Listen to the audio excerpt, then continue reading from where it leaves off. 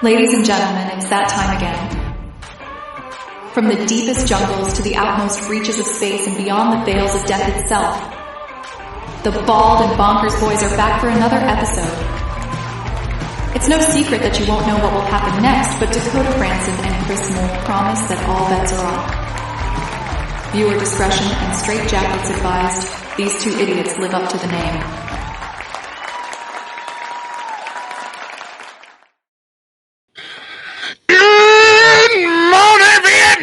I'm just kidding. Wrong show. Well, hello, ladies and gentlemen. You're probably wondering, wait a minute. Where's the other boob? Well, boob got a girlfriend now. And he decided to go off on a little scallivant, a little adventure together.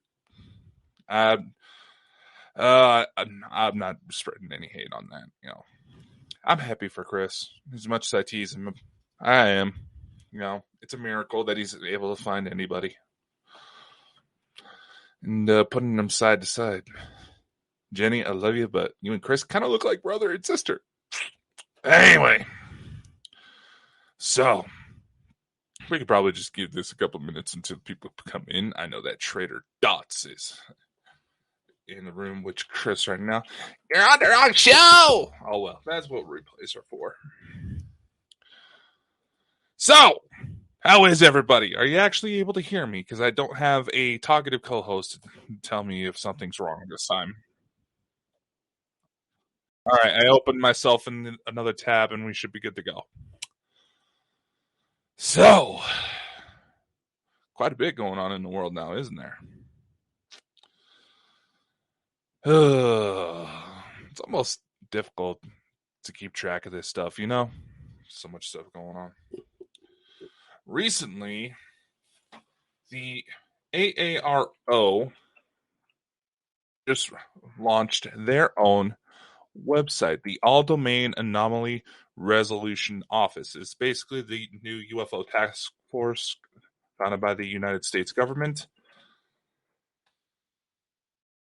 And figured you could expect the underwhelming content from a government-run website. I mean, come on! If you're going to be putting stuff out there, make some effort, man. Come on. Oh well, that is just me being a nudie designer, bitch. Oh, it is interesting to see what all they're putting together. They do have some UAP videos. It does kind of indicate right on the website that there will come a time later on when I think I saw something different pop up on this website earlier. It does indicate that they will open up the reporting for civilian reports. So which is a good step, because this approach of only trying to get government insiders, while that does bring the focus out on what's actually going on, it leaves out a huge dynamic. Yes, the civilians, they may not know what all the government up to, but they may see something the government people ain't seeing. Who knows? How's it going, Dots? Slightly different show today. We don't have a crazy Scottish person trying to overpower the show. Love you, Chris, like a brother, but sometimes, man, you just get them. Anyway. And obviously with this government attention, we get a lot of concerns about these programs being utilized to eyeball eyewitness reports. And granted, it would be easy. People are literally just going to be forking over their information to these government agencies. There's numerous reports and several individuals that have come forward saying that people have been suppressed, intimidated, and potentially even killed for talking about the things they witnessed. So unfortunately, we got a little bit of PTSD going on. But as always, we're not going to get down to the truth until people start talking. We're not going to understand what all is happening until people start talking. That's true in just about any perspective when it comes to paranormal. Granted, you're going to have skeptics, and there's nothing wrong with that. As long as they're not total assholes, granted. We need people to be able to filter out the bullshit. And it's something that a lot of people get pissed off at me for saying, too, because I don't like how a lot of this turns into like a Dungeons and Dragons type mentality. This fantastical, the beings from the sky and the little fairies and the monsters. Ooh! Okay. And you wonder why we're so easily targeted. And one thing I've honestly didn't understand is the level of claimed espionage. Not even from any CIA, KGB motherfuckers. You know?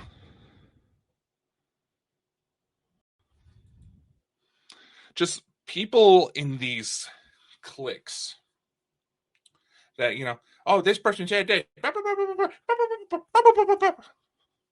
Why?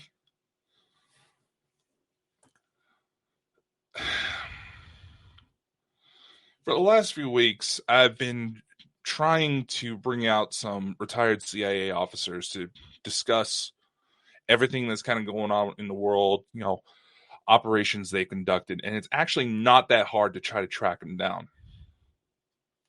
Several of these individuals, whether they were former CIA, FBI, NSA, they usually go into starting their own businesses after they retire, utilizing the skills they've acquired from the business.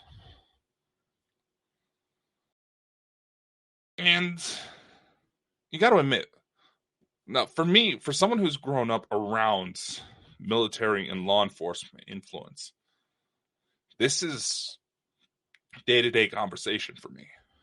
This stuff does not intimidate me. Now, granted, there are exceptions, and usually it's finding out someone you care about has been caught in the crossfire of something pretty nasty. And that has happened to me on numerous occasions. But also, bouncing back to these group dynamics, these clique wars, if you will. People don't realize that this very behavior is what sets us up to divide, for division. It's perfectly healthy to want to have some sort of conversations about these topics. It's perfectly healthy. We need conversations to take place. We also need people willing to say, hey, I'm not 100% sure this is true. This is what leads me to believe to this conclusion. It's okay. It's a discussion. Maybe I've said it 1,000 times before that maybe when these discussions take place, the other person may point out something you don't know, or you may point out something the other person doesn't know. It's perfectly natural to have these conversations take place. And it's not necessarily a full-on government cover-up. In order to really understand how should I put this? The trickle effect, if you will. How it all runs down. You just need to look at the very dynamics of the people who are interested in supernatural topics. Obviously, supernatural, paranormal, these being such relative terms, they are relative to the cultures, to the time, places, to the people. And being that it's so varied and affects so many people, you're going to bring in just about every fraction of life. Personality clashes. It happens. It sucks. It's a nuisance, but it happens. But on the same light, one thing I've noticed frequently is that if I had to put a number on it, a good 90% of us, myself included, this is me being generous, a good 90% of us who are attracted to these topics usually got something going on up here. And just by me saying that, there's going to be individuals who get offended, saying that, oh no, I'm not mentally ill. No. 1 in 3 people. 1 in 3. Is speculated that I believe that's up to at least 1 in 3 people, average everyday citizen, has some form of mental illness. Now, granted, in many aspects, it does seem like that every human quirk is they're trying to put a label on every single little quirk that doesn't necessarily need it. But in the same light, being knowledgeable of these things can help you understand factors much further. Because we also had to acknowledge that with these specific type of traumas, a majority of what it fosters is almost narcissistic behavior. And there's several people. Predominantly ladies, but men are a bit more stubborn when it comes to acknowledging this part. There are several mental conditions, for lack of a better word, that have enough of a trauma base to where people start to develop narcissistic tendencies. Now, anybody can have these tendencies. It's perfectly normal. But these are the individuals who go to such an extent to try to make themselves look good that every part of what they do is only for self-fulfillment. And if the slightest thing comes up that threatens their ideals, their image, their beliefs, woo! If anybody's ever dealt with someone with borderline personality disorder, you're probably familiar with the walking on eggshells sensation. Again, I'm going to say this. This is not a judgment call. This is a statement of observation, a statement of facts. I'm going to say that now because there's going to be somebody who likes to stalk my pages, disliking every video, even though all that does is add to the algorithm. So thanks for the free publicity. There's going to be some people are going to be so riled up about what I say that they're going to do whole lives to try to think, oh, God,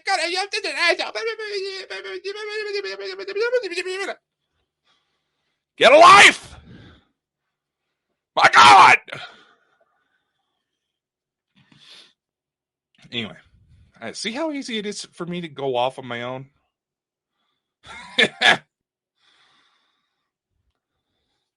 Here, I'm just looking at the chat real quick. Dots, yeah, governments want us to stop talking. But that's not really productive, is it? It can be argued that anything, say like the CIA, the finger gets pointed towards them to every major conspiracy these days, right? So let's pick on them. The CIA, a lot of what they train people to do, their people to do. Now, mind you, I believe the cost, if you were to put a price tag on all the training an appropriate CIA officer goes through, I believe they say that number is close to $2.5 million in training. A lot of what they teach their people to do is to accent what's already there. So, there was this conversation where a gentleman, Andrew Bustamante, He's the founder of Everyday Spy. Like I said, he uses a lot of what he was taught during his time at the CIA as sort of almost like a self-help course. It's honestly very interesting stuff. Check it out if you want. I'm not going to hold you to anything. There was an interview I caught with him. I bring him up a lot because I've been trying to get him on the show, but scheduling conflicts. He's a pretty popular guy. He went into this discussion about how case officers look for people to bring in as an asset. So obviously when we have this sort of scenario, our minds tend to automatically go to Hollywood examples, right? You know, big case of money, gun pointed at him, like, you're going to come work with us.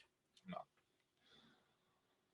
When these case officers try to secure an asset, someone they want to secure a job for them, they do extensive background searches.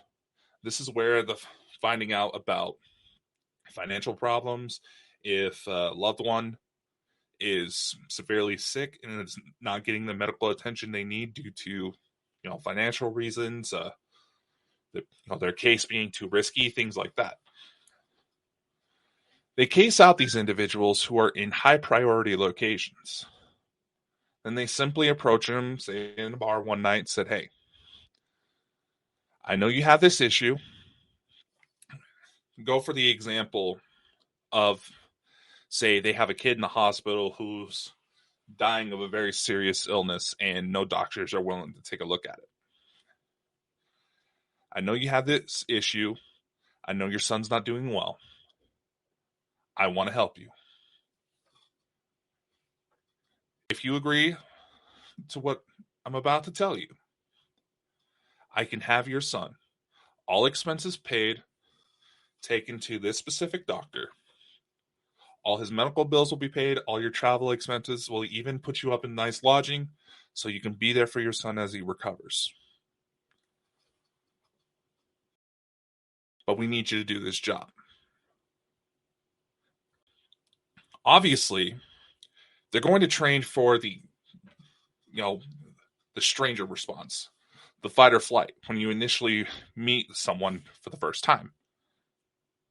Isn't basically someone just automatically comes walking up to you. Chances are your first response is like, "Who the hell are you?" And that response gets heightened when that personal information comes forward. They call this a cold response. A warm response is when they have someone, start to become best friends with the subject and try to basically watch an individual close. The cold response is that, meeting somewhere like in a bar, saying, "Hey, I can help you. Let's help each other out." Normally, it does not result to immediately busting out a load of unmarked bills and having a gun pointed at you. Usually, the goal of the conversation is to, at the very least, slide this person a business card with their number on it. Say, if you don't feel like answering now, call this number and we'll give you the full details about everything. What the CIA usually counts on is that person is not going to want to talk about what just happened. Because, again, it sounds outlandish. I mean, who the hell would just walk up to somebody and automatically start spilling stuff like that, right? Secondly, there's that fear response from an outside person. Say it was a father who was at a bar, trying to decompress before going home, goes home to go tell his wife. Immediately, the wife might just get a little scared, as in, what the hell were you doing to draw the CIA's attention? Why do they know about you, right? So, thirdly, The third response that the CIA usually accounts for, and going with the sick child response, is the guilt that they could have, that the person they were trying to secure as an asset, that they're going to count for guilt. Say if it was a loved one who died, there's going to be that guilt that they could have done something to help prevent that person from passing away. And again, the only goal for this initial conversation, for this initial meeting, is just to slide in the business card with the phone number. And it is very rare for their agents to be compromised when they conduct these. They are very good at what they do. In social media environments, that action becomes a hell of a lot easier. If there is a specific target they want to discredit, it is not hard to create fake accounts. VPNs can easily be utilized as a flick of a switch. Anybody who pays enough for an antivirus software has access to this. But just think, say like, I have my Amazon device right there, your Google Home services, your Siri's and all that. That tech's been around since the 80s. So obviously, genuine disinformation agents, let's go with that term, are going to have access to stuff that's just a little bit faster. But also in the same light,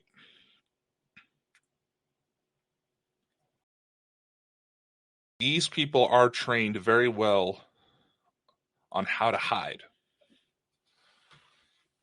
The primary recruit is someone who already has anxiety. The ideal recruit, I should say, is someone who already has anxiety, who's already self-primed for something to go wrong, able to process information on a dime. And then they're also going to be too young. They're going to be young and active enough to operate within the field, but they're going to be too young for them to really ask questions as to why they're being asked to do the things they do. But another thing you got to remember is with these disinformation agents, I'm just going to put this one out there. More often than not, the names they are given are very close to what their real name is.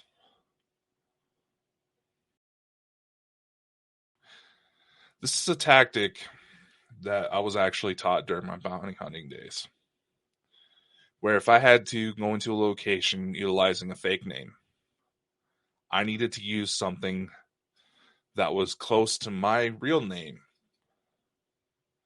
so that even if I don't respond at first, I can just brush it off as, oh, I'm not paying attention, or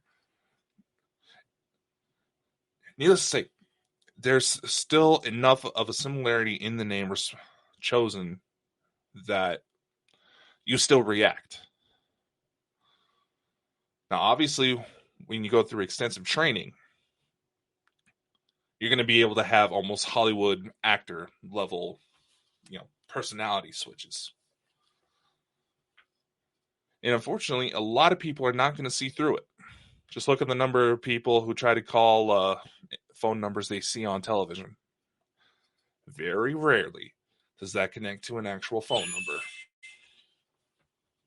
I forgot to turn down my phone. I'm so sorry. But how does this all affect into trauma, group dynamics, especially within spirituality communities? Spirituality, New Age, UFO, whatever. They all fall under the same umbrella eventually.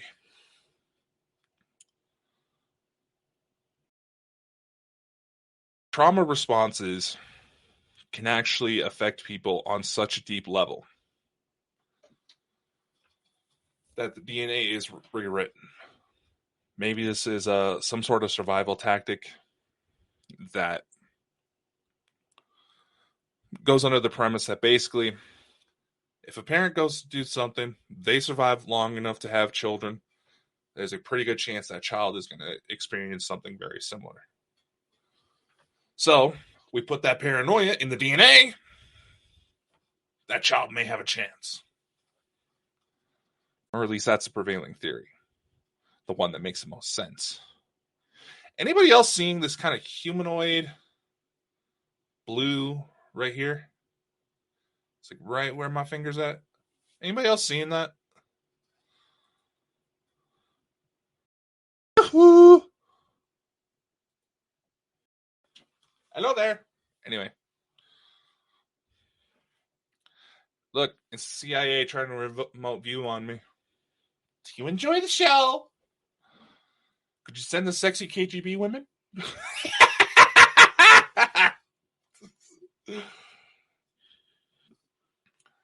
See, cream up. Trauma is helpful to distance yourself when you can. Here's the thing. Going back to the narcissistic personality traits that come up,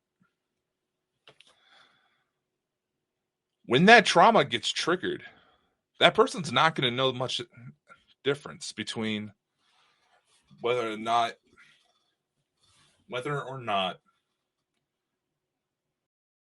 it is this rough feeling they're getting is because something about what this person is saying doesn't make sense, or is it I'm losing track of my wording here. This whole idea that trust what your inner bullshit meter does. If your inner bullshit meter goes off, then yeah, that person's probably lying. Here's the thing though. With these narcissistic trauma responses, that ability gets compromised. If you're not sitting back and trying to process the information carefully, if you're trying to process it on the fly, you're going to start attacking. And you may end up accidentally attacking individuals that you really need on your side. Think about it. Democratic, Republican, left versus right, liberal, conservative, red, blue. All these measures are ingrained aspects of our society which allow for divide and conquer. And unfortunately, the only thing that beats a narcissist is psychopathy. People who are so driven by achieving a goal, they are willing to do anything. The difference between a narcissist and a psychopath lies within what their end game is. You see, a psychopath, a lot of companies' CEOs fit that profile. They fit the same psychological profile as we understand them as some serial killers. And that's more on the high functioning end. A narcissist just wants to build up their own self-image. And usually when they're not getting the responses they think they earn, they deserve, that they should get, ooh, you're going to watch them burn. You're going to watch them burn quickly. They're going to fire off. They're going to start coming up with false information on the fly. Needlessly, they'll be looking to just burn all bridges.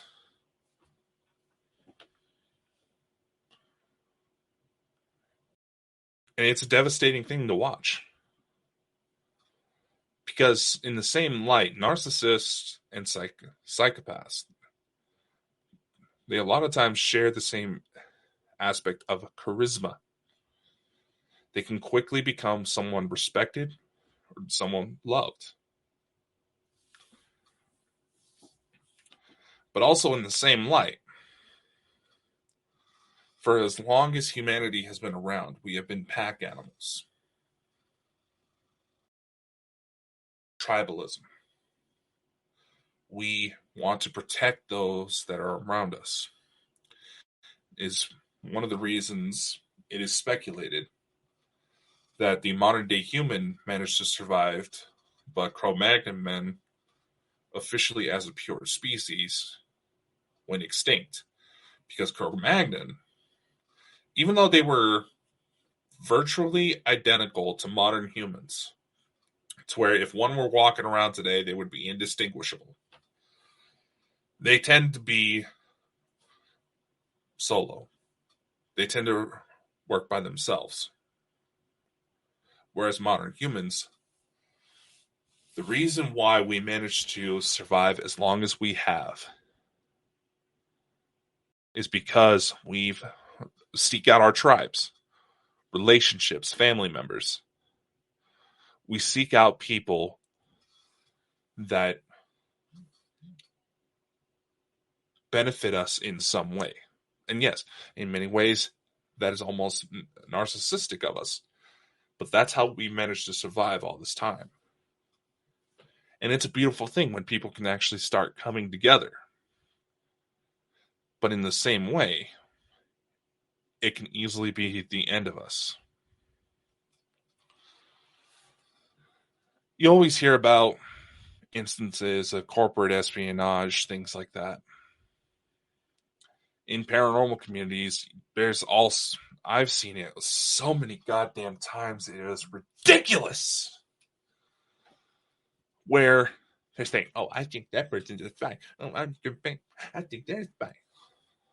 First off, that's an insult to legitimate spies. Because at the end of the day, people are being assholes. But when it comes to the extraordinary situations we find ourselves in today,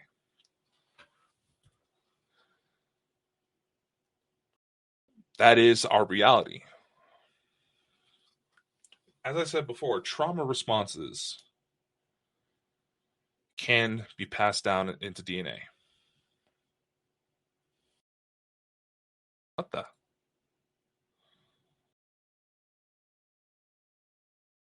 Oh.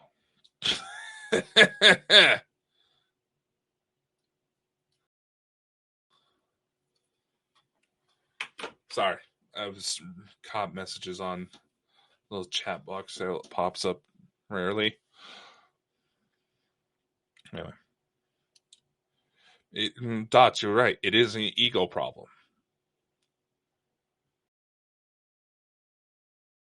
And it's a situation where as long as that ego gets attacked, that person becomes compromised.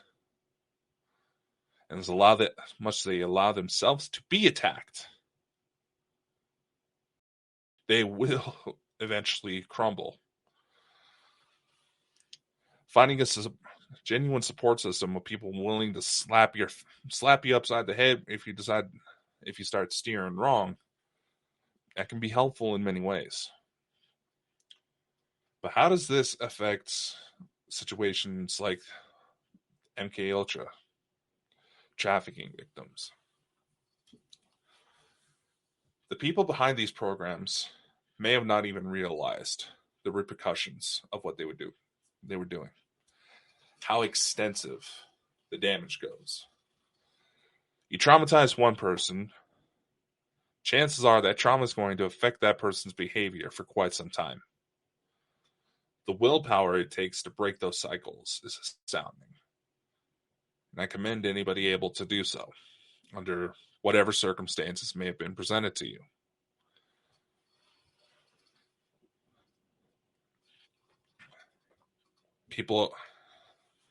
Parents who have been abducted to these MK projects, They get abducted, go on later in life, have children of their own. Sometimes the trauma kicks up when the kids start happening. These kids already dispositioned to this trauma because of what was passed down to them are more susceptible to going down a downward spiral. And when you even think about it, one could argue that it's roughly the 1940s during the Second World War when this spiral truly started kicking in, right? We can just look at the home dynamics that any person sees these days. How many of you are able to simply sit down at the end of the day and have dinner with your family? As in, sit down in the dining room, have dinner, discuss your day. How many of you have that right now?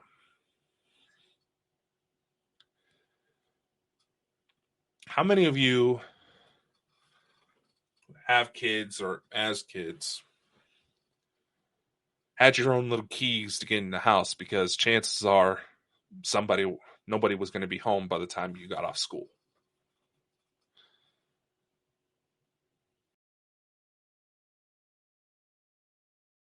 Just about every major political movement has been infiltrated. Is it fully CIA? Yeah, probably. But if it is genuinely CIA, and they go to the extent where it sounds like something out of a movie when they try to pull their shit, you know they're freaking out. They don't want to pull out those stops because they know it's not really effective and it gets them exposed, or at least a heightened risk of exposure.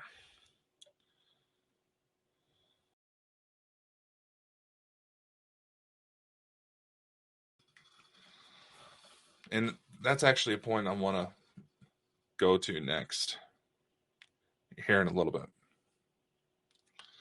There, Robin, I just saw your message pop up. I don't know if you saw it pop up on the screen. It should be right about here. I gotta reformat this damn thing. Every major movement has had some sort of infiltration. Maybe not all CIA, but a lot of it. But they also proved that when the people are panicked, the people can't focus and are easily triggered, they also know it doesn't take much.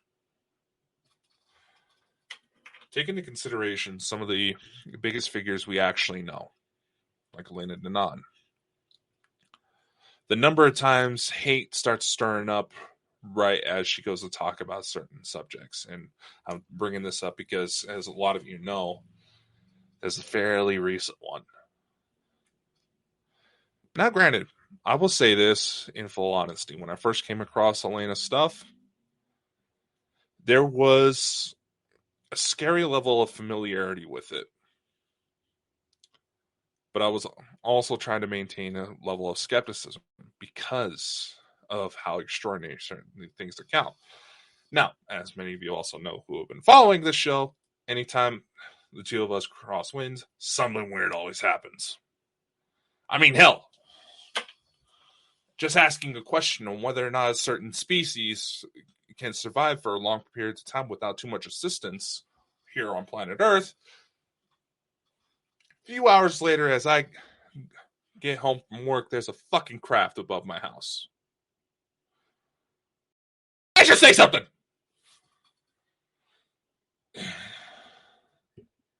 But it's very rare for that to come up. See, my multiple personalities are coming through.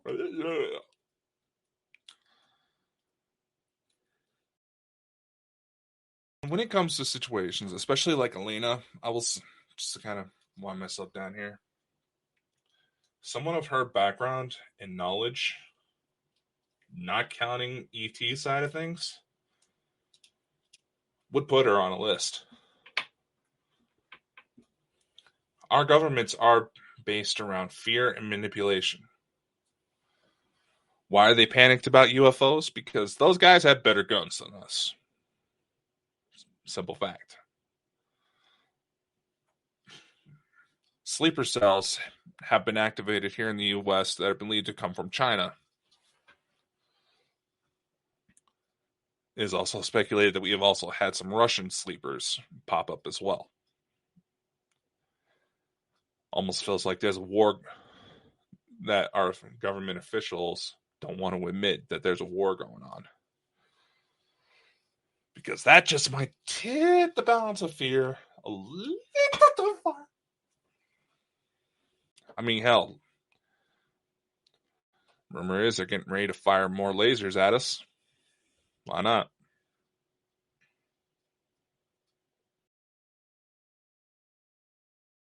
The truth is that until we actually step back and try to understand why certain things are happening, we can't know for 100% sure. And I've seen on quite a few occasions where people try to say, oh, they must have had it in their soul contract to do these evil things. And while yes, these conflicts are needed when it comes to the grand scale, it breeds evolution. So they're needed. No matter what level we reach, there's going to be some form of conflict. You can guarantee that. And you can see that that alone bothers some people who are likely need some serious intervention when it comes to their mental health. Because this idea that the ETs are going to be some omnipotent beings that are going to just, snap their fingers and all the world's issues are going to go away overnight.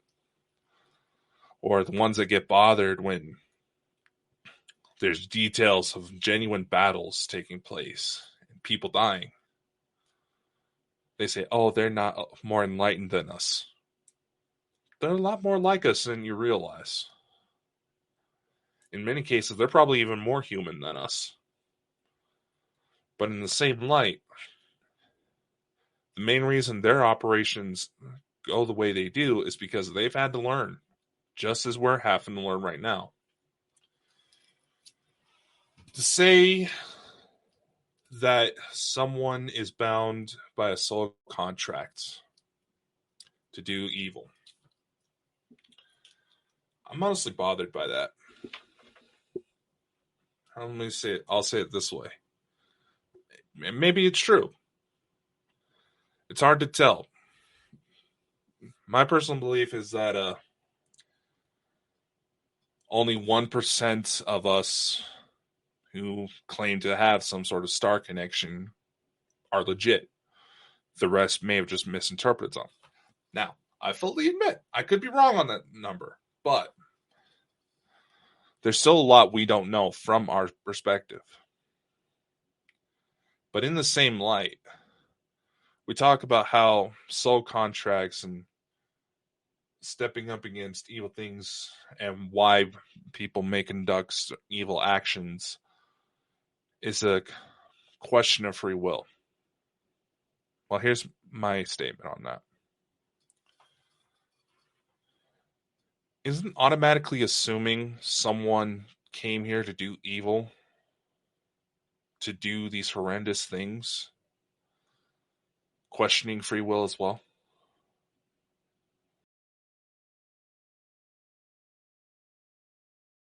An example I'll give is the child of a pedophile who grows up. Chances are, if the news about that child's parent becomes publicly known, about the actions they've done, that child will already have grown up with a voice inside their head saying, you're nothing, you're just like that. You're just like him. You're going to hurt people like him.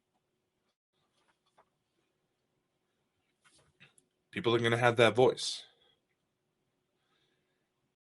And some people go as far as killing themselves over that voice. not stopping to realize that they did not have that voice to begin with. I wasn't there. Where does that voice come from? Parents, bullies at school, teachers. You see, the little problem with that voice inside our heads that tells us we're no good, that bastard is damn good at impressions.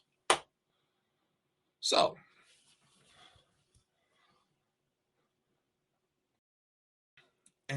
so that's something that a lot of people end up having to live with. But for children who've grown up with parents who have done awful things, there usually goes, in many ways, their path is already predetermined to split off into one of two options. Either one, they cave, become the monster they fear, or they spend the rest of their life keeping themselves in check to make sure that monster never comes out. Again, it comes back to a question of willpower. There may have been some sort of soul contract where they had to complete certain evil actions in order for some grand scheme to come into play. Guess what? Remember that oil pipeline that busted in the Pacific? Was, if I remember correctly? No, it was the Atlantic. The oil pipeline that blew up under the water in the Atlantic that a lot of news agencies were immediately trying to blame on the Russians. Then a couple months later, it was starting to come out that that was a sabotage mission done by the Americans.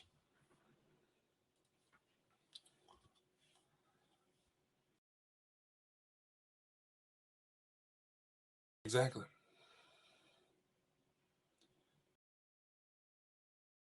It happens. It happens.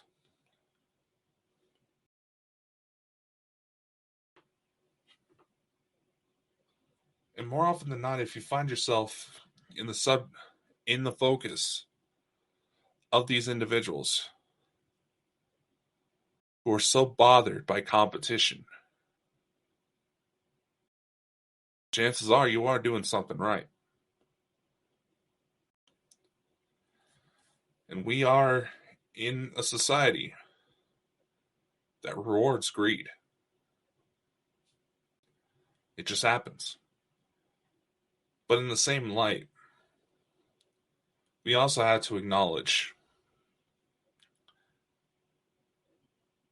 that the options to do incredible things, the things that we were told that we were never able to do in the first place, are already here.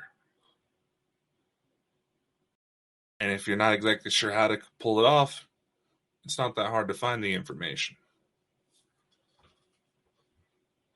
When these individuals start to stir up trouble, you can say your piece all you want, but the most effective way to shut it down is not give them the time of day and move on.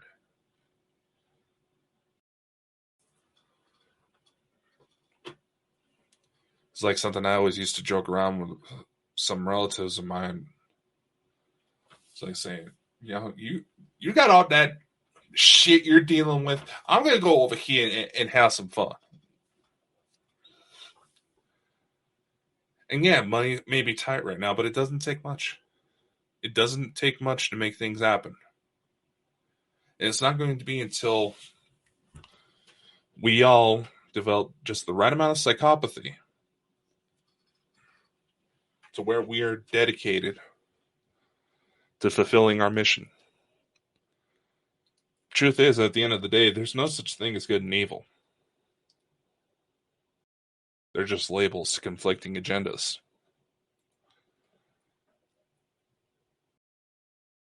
But in the same light that it's up to you to decide what you what your path becomes. There's still a lot of people that are going to need help. And ignoring them is only going to hurt us all in the... Unfortunately, that's all the time we have for today, ladies and gentlemen. Be sure to like, follow, and subscribe anywhere you see Bald and Bonkers for even more insanity. Be sure to spread the love to the Bald and Bonkers boys' other endeavors. And a special thank you to our audience, guests, and everyone else who helps make this crazy ride happen. Amazing things are ahead. Learn more by visiting www.baldandbonkers.net. See you next time. Much love, and take care.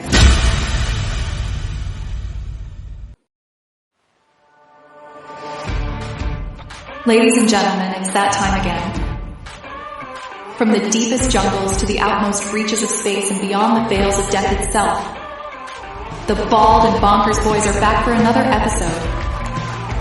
It's no secret that you won't know what will happen next, but Dakota Frandsen and Chris Moore promise that all bets are off. Viewer discretion and straitjackets advised. These two idiots live up to the name.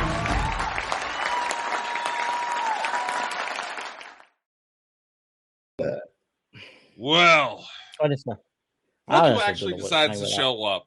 Look who actually decided to show up. Hello, everybody. That's just my evil laugh. It's coming up into Halloween, you know, 2 months away. Well, a month away. Yeah. It's almost. It's fucking September. We're already 9 months into 2023. My birthday Where soon the hell anyway. is the year gone? Where the I'm hell going is to be the year gone? 123. How many years now? 123. I look really good. It's that moisturizer that I'm using. It's called. Yeah, you practically bathe in that shit. Oh yeah, I go through loads. Yeah, no, I'll tell you. I'm sure Jenny will love it. I use a special soap, right, and it's actually made in Russia. By coincidence, you were talking about Russia before the show, and it's made with it's called the birch tar soap. Honestly, guys, see if you've got any skin complaints. Russian soap is amazing. So, how are you, Dakota? I have made the mistake of telling you that the fact that we're being monitored by the KGB. Yes, we found ourselves in a fucking weird position for a show that likes to get goofy about the supernatural. I don't know how the hell. Look, the Russian old Vladimir there, he's probably sitting there watching. We got Rush, we had the CIA, we got the Secret Service, we got FBI, we got CIA. Look, there's 5 on YouTube watching us right now. The fourth one, the seventh one could be Vladimir. Old Vladimir, he's sitting there in his big leather chair and his bodyguards running about. Isn't YouTube still blocked in Russia right now? No, you can still get in. You can still get YouTube in Russia if you can. How? Oh, they've been going. Well, most of the Russians have been popping up. Because I follow Twitch, No, because I follow a few Russian YouTube channels. No, before Andy says anything. So you're the motherfucker. No, honestly, I'll tell you the channels that I watch. That channel, it's a good channel actually. It's nothing today. It's no political thing. It's called Survival Russia. Giving myself. He does like survival in the wilderness, and he's got a really good channel. That's what I'm saying. That's what I watch there. Watch Survival Russia. I don't watch any politically based shows. Because obviously what's going on in Europe right now, what's going on in the parts of the world, you know, madness ensues, you know. Oh, no. Hello, Dakota, Christopher, and everyone. Put my horn up. Hello, John. I'm drinking Lucozade tonight, everybody, and I think it's making me a little bit, you know, funny. Are you using drugs before a show again, Chris? We had to talk about this, man. You know, Dakota, well, it was you that got me bloody hooked to them, you know? It was you that got me hooked on them, you know? No. You have been popping on these lives with blacked out eyes for as long as I can remember. I'll tell you as ladies and gentlemen, it's because it's 10 o'clock at night, well, 7 minutes past 10 at night. I'm tired. I've been doing stuff all day.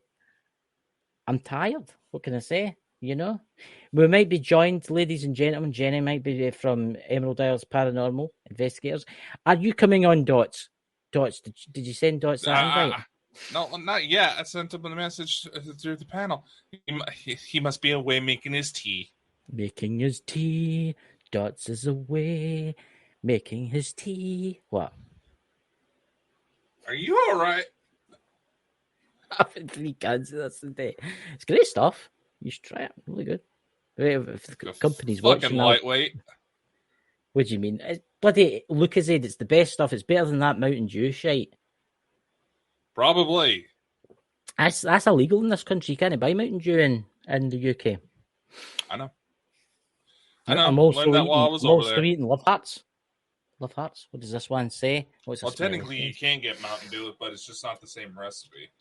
And I've got my healing crystal, my rose quartz.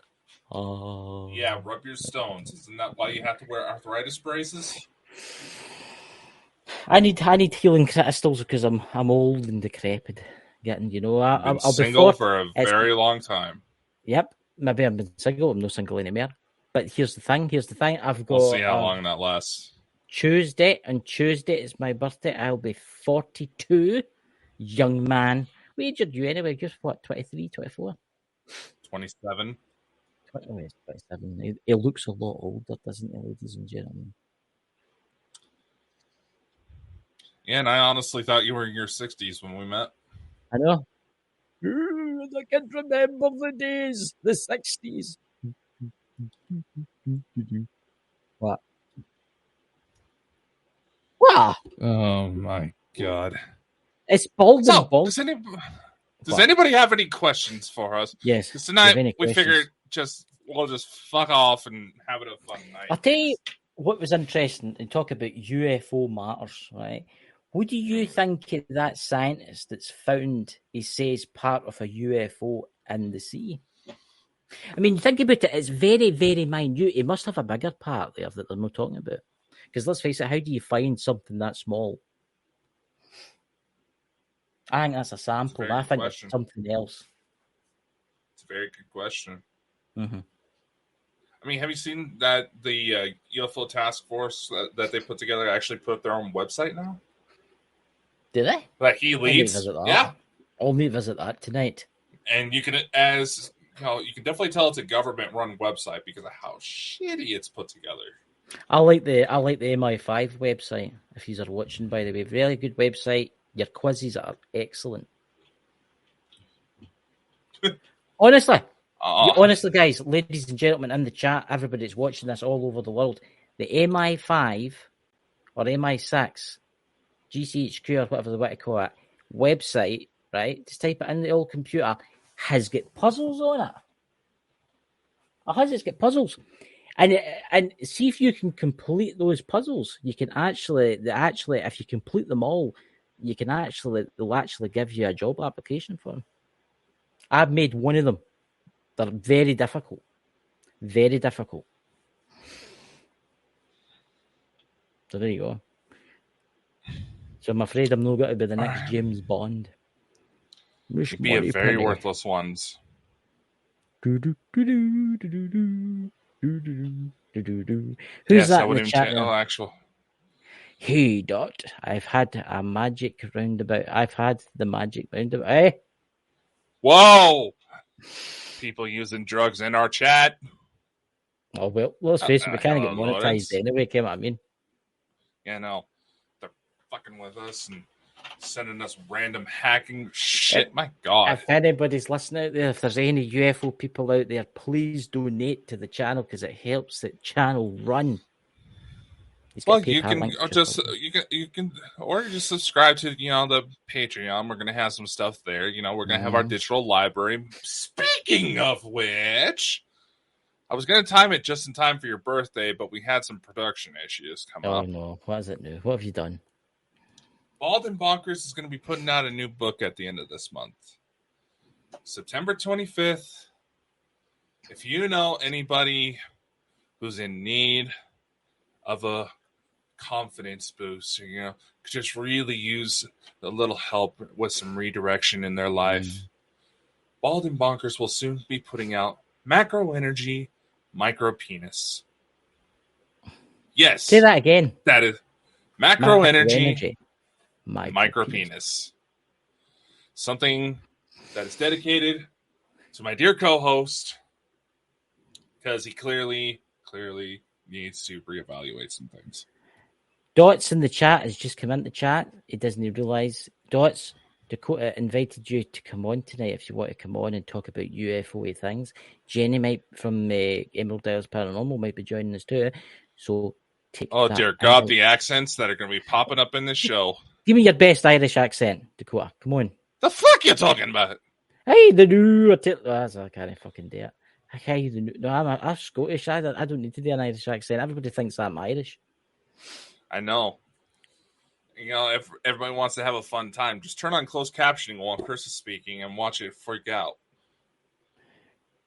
Go on, buddy. Hey, Dots, come on, man. I've not seen you for ages. I liked it the last time you were on. I liked listening to your wise words of the UFOs.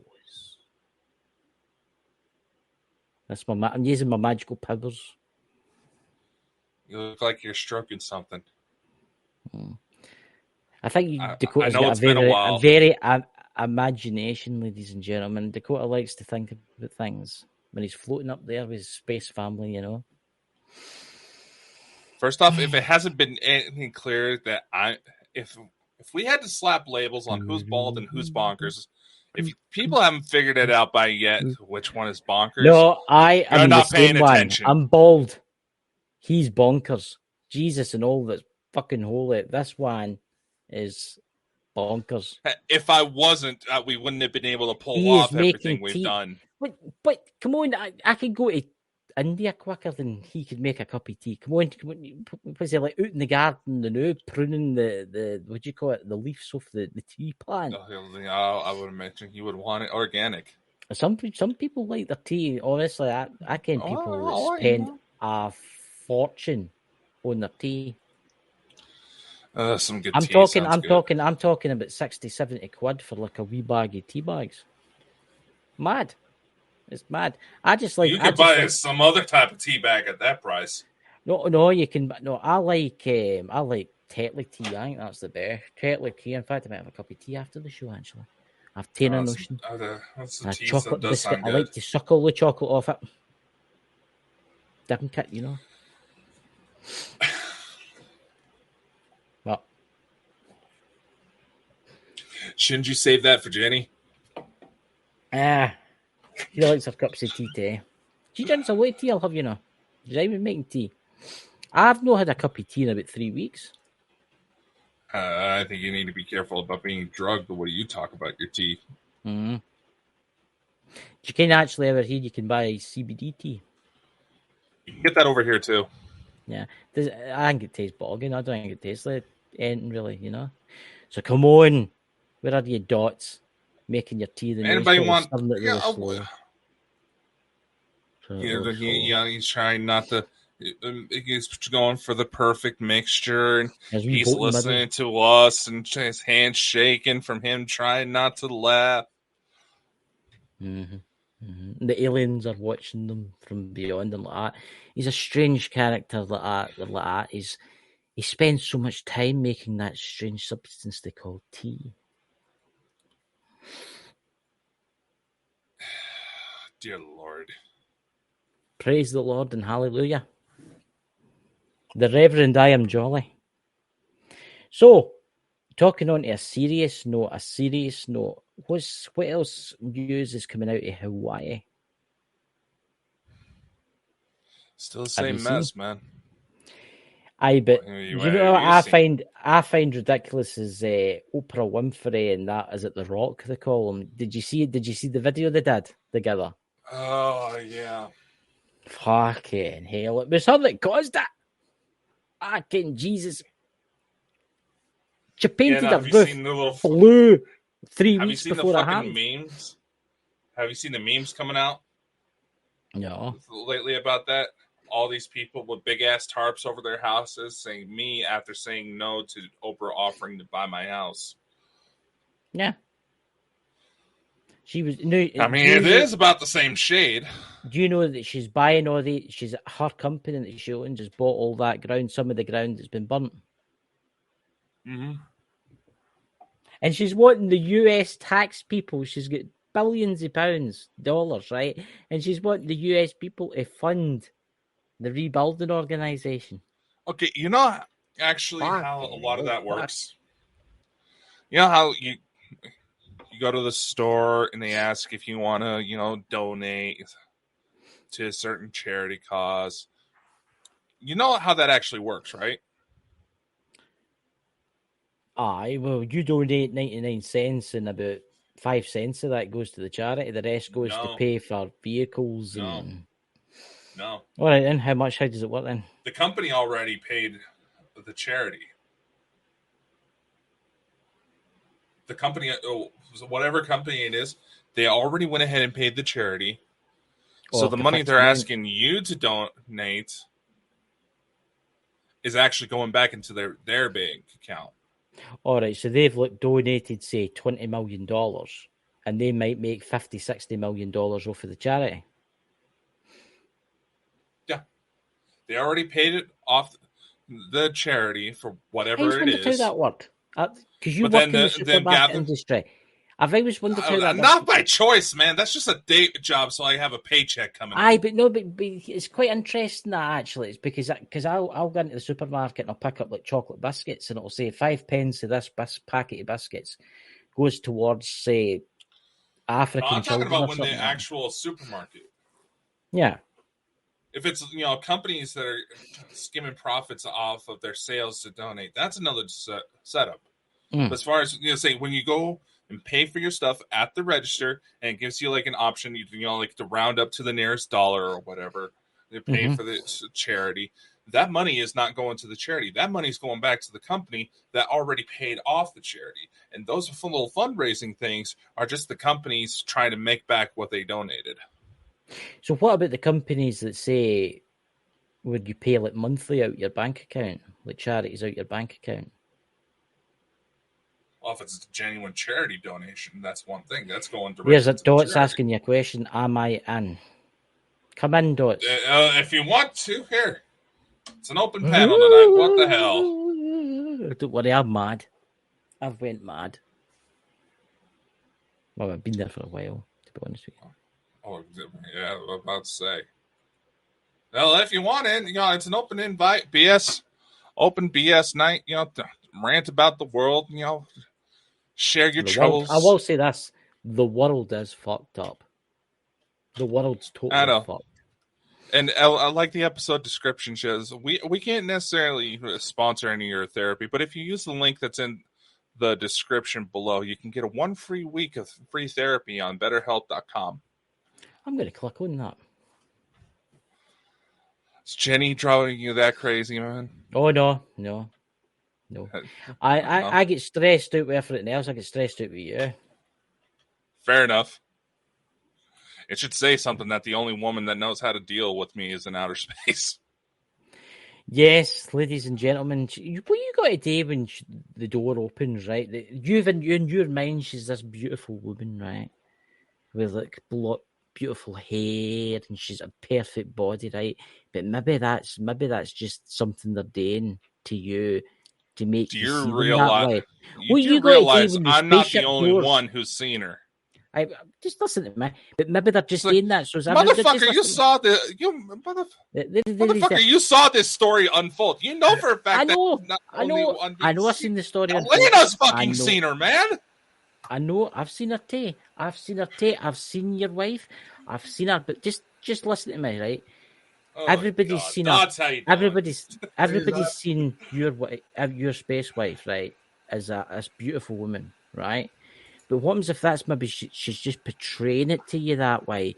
So it's everybody that does see her be like, oh, aye, to you, and you'll be like, aye, that's my wife. But in actual fact, she's a big blob with 25 eyeballs and big tentacles. I know that's the type of thing you're into, but come on, you'll man. be covered in suckers and all that kind of thing.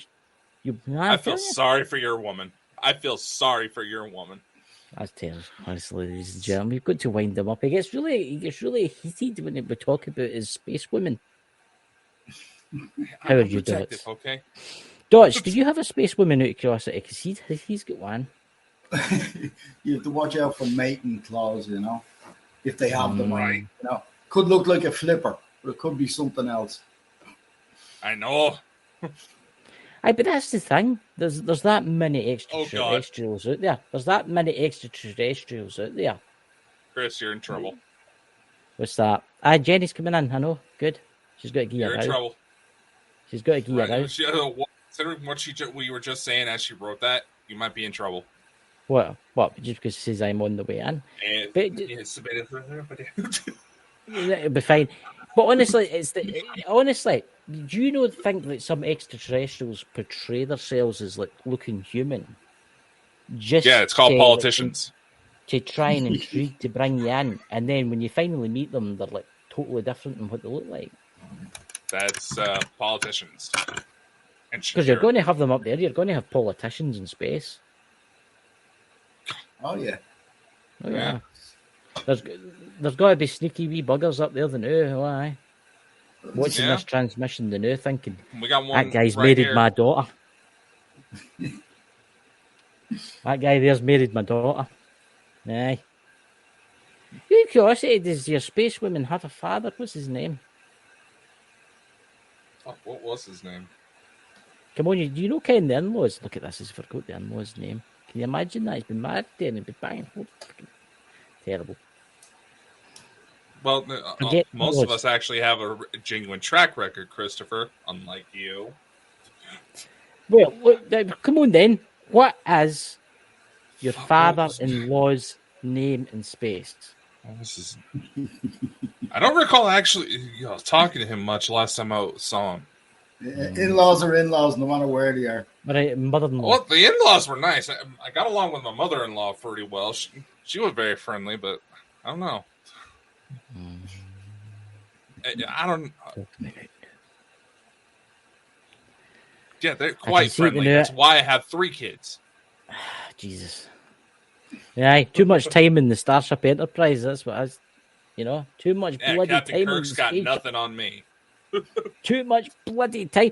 Yeah, that was off. Can I actually wait a minute? What age were you when the first one came to you? The first kid came to you? I first became aware of him when I was 12. How does that work? Is that like time differential kind of thing or something like that? God, I hope so. Otherwise, that insinuates some very questionable actions. Because that's what I was just thinking. Because I read your book. In that, and I actually thought that. Yeah, why do you think it was so concerning? Well, it's a weird one. Time isn't exactly linear. I remember Tony Rodriguez being saved from drowning by somebody that he worked with that was when he was 9 or 10, and he didn't end up working with Jackie until he was writing his book, and she ended up saving him. If you can read it in the book, it's really weird. So time's not exactly linear the way you think it is. We see it linear, but it doesn't operate in that way. It's very hard to explain because we just don't understand it. But do you understand what I'm talking about, Dakota? Yeah, I know now that I've had time to experience and process it. But tell this to a 12-year-old who's already got a lot on his exactly. mind. I mean, it's hard enough for an adult to even get your head around it. So it's very confusing for a kid. It's like I've had time to process this. This is what I'm talking about when I was 12 when I first found out. I didn't even think to start looking up until about a couple of years ago. Do you think obviously we've got aliens or whatever they're called for different dimensions. Obviously, in the different dimensions, their time will be totally different to ours. Oh yeah. So that must be quite interesting how that works. Because I know Alex Collier was explaining that on the Andromedan ship, he's in 5th density, and their days work about 33. One of their days would be 33 of our days. So he had to sleep in one of their days about 33 times. And the women on the ship were very concerned. They thought he was sick. But it was just the time worked differently. And the Andromedans could never get anything accurate time-wise. They'd get the events right when they were saying what's going to happen future-wise, but they never really got the time right. And it's because it doesn't translate apples to apples. They don't know how to do it because they don't exist in our time. So they really don't know how to translate it properly. They can see what's going on, but if you ask them, what time is that going to happen at? Tell us what date. They just can't do it because, and they're from the future as well, which makes it even more difficult. They're not from this time. They're from the future. You know, that's something that fascinates me, though. It's like what does the human race look like in 1,000,000 years' time? Blue. What do we look like? Because obviously we'll be totally different looking. Taller, skinnier, blue. It was one of the reports, and that seems to be the common thread with everyone, that we're going to be taller, spindlier, and blue. Oh, there's Jenny. Trouble's here. I got Irish. Yes, I am. Hey, Jenny. Hey, Doc, how are you? Not too bad. Hey, Dakota. Hey, Christopher, brother. Hello. Yes, sister. My sister. I'm just saying. Honestly, putting you two side by side, Jen looks like Chris with a wig. Jenny, you're waiting to where's my back scratch? I'll give you. Trust me. Give my heart. I got the wig. You should see me with some of my sisters. It looks about the same. But you know, I've heard of couples starting to look like each other after being together for like 10 plus years, but that's just Freudian. That's like the dogs and the owners. Dogs and owners, yeah. Right. Yeah. We were just 4 dogs. So I mean, I have the. Don't you worry, Dakota. Dog. We'll find you someone. I'm snappy like my Chihuahua. Yeah, that's Fitz. Loyal like my collie. But Crazy like my Yorkie. I've got my quality. I've got a border quality. But here's the thing, Jenny. We're talking about time and how time's different in space and stuff like that. But what do you think humans will look like in 1,000,000 years from now? Hopefully not Dakota. If we're not dead, that is. No, the other body looks like me, but still has hair. See, that's the thing. See, that's the serious. thing. You think you're going to have long, blonde, flowing hair. And you get when you go chip in and buy them all. Probably look like, what you call that movie? Oh, is that the one with the big boy? Avatar. Yeah. And the little space pets, like the dragons and the... Did you see the new one? Avatar was written on a mushroom trip, right? Was it? Yeah. Well, let me tell you. I wish Spielberg was high on like shrooms when he wrote that. I saw do shrooms. Well, my time... Well, why not? People already think we're on why drugs. Jesus, You know? my time wasn't anything like Avatar back in the day. There is that movie. What's that movie with the wee boy and he's a robot? A1. He's a Artificial intelligence. artificial intelligence, and he goes looking for the fairy because he wants to become a human boy, and he gets trapped in the ice for 100,000 years. And then there's this intelligent. You ever seen that film, Dakota? It's got aliens in it, and it's very, very, very interesting. Yeah, it doesn't sound familiar. I was thinking what's that? Pinocchio What's the film? until he Help us said out, "Fall in the the chat, Ice." What's that? It's like, I don't remember this version of Pinocchio. That's what it was. That's what it was. It was a futuristic bit. I don't think I've seen this. Trying to translate what I heard about it, but I don't know the name of it. Let me see. See, Chris, I'm not the only one who has trouble understanding you. There it's there. It's called. It was Warner Brothers AI Artificial Intelligence. Yes, the little boy. And it's got the wee boy out the Shining. It's got the wee boy out the Shining in it, where he meets the aliens. Here, I'll get a pitch to the aliens for you, and I'll send it to Dakota. Movie. Oh, I'm thinking of a different one. And I'll show you what I mean. Images. It's actually a really, really, really good movie. But you've got to watch it all the way through.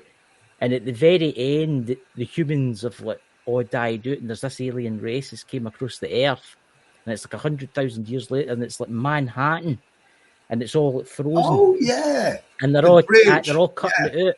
Yeah, and they're all cutting it out. They're all cutting out the big bits of ice. This alien civilization's found Earth. Oh wow! And they're trying to figure out how the humans were. It's a really good movie. It is. I'd like to see that. I never would have remembered that piece until you said it. And the bridge, that was at that bridge, yeah. Yeah, I remember that piece. You know the name of it? Yeah. It's AI, artificial intelligence, and it's got a picture of the wee boy. That the mum had lost her son. He was in the. And you can. Aye, that was in the boy that could see the ghosts. No, the one I'm thinking of. The mum had lost her son, so they had a son made up exactly like. That's what it is. Aye, his son died in the pool, and they had a replica of his son made, and it was a robot. Yes, ladies and gentlemen, I know the movie. And then he had his friend was a teddy bear at the end of it. Yes, yeah. That's the one. Yeah. That's the one. Aye. I know it. There you go. I know it. So, Dad, you need to watch that to go. Is it hot up there in Ashburn? It's hot down here in Drogheda. I was out the back for a good about an hour and a half. It's great. Brilliant. Yeah, it was lovely. I had to top off everything. I was just walking around the garden, and I was lying down. And, yeah. It's nice. I'm waiting for winter. I'm reading my winter now. That can happen in the morning, you know. We're in Ireland. Listen, I know. Very true. But I was watching the show one night, and somebody said that they were from Boston, and one of them said that they wanted to come over. You know, the brother wanted to come over to Ireland, and the brother said to him, "Why? It's miserable and grey over there." And it's not always miserable and grey. It's nice for a day. What the fuck you talking about? When I was in Ireland, everybody was freaking out that it was nice weather. Yeah, listen, it's nice here than now.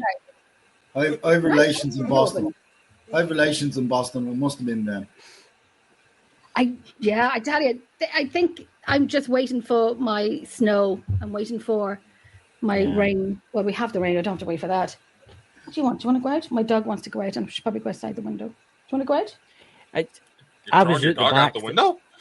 Yeah, I was at the back the night before the start of the show, and I could see the Milky Way. It's a beautiful, clear night tonight. The moon is lovely tonight. Yeah, it's nice. I can see it. It's nice. I was that's why I was late when I was coming in. I didn't even see the invite. I was out checking out the stars, and then took me a second to get the laptop going. Yeah, we just figured you were making tea.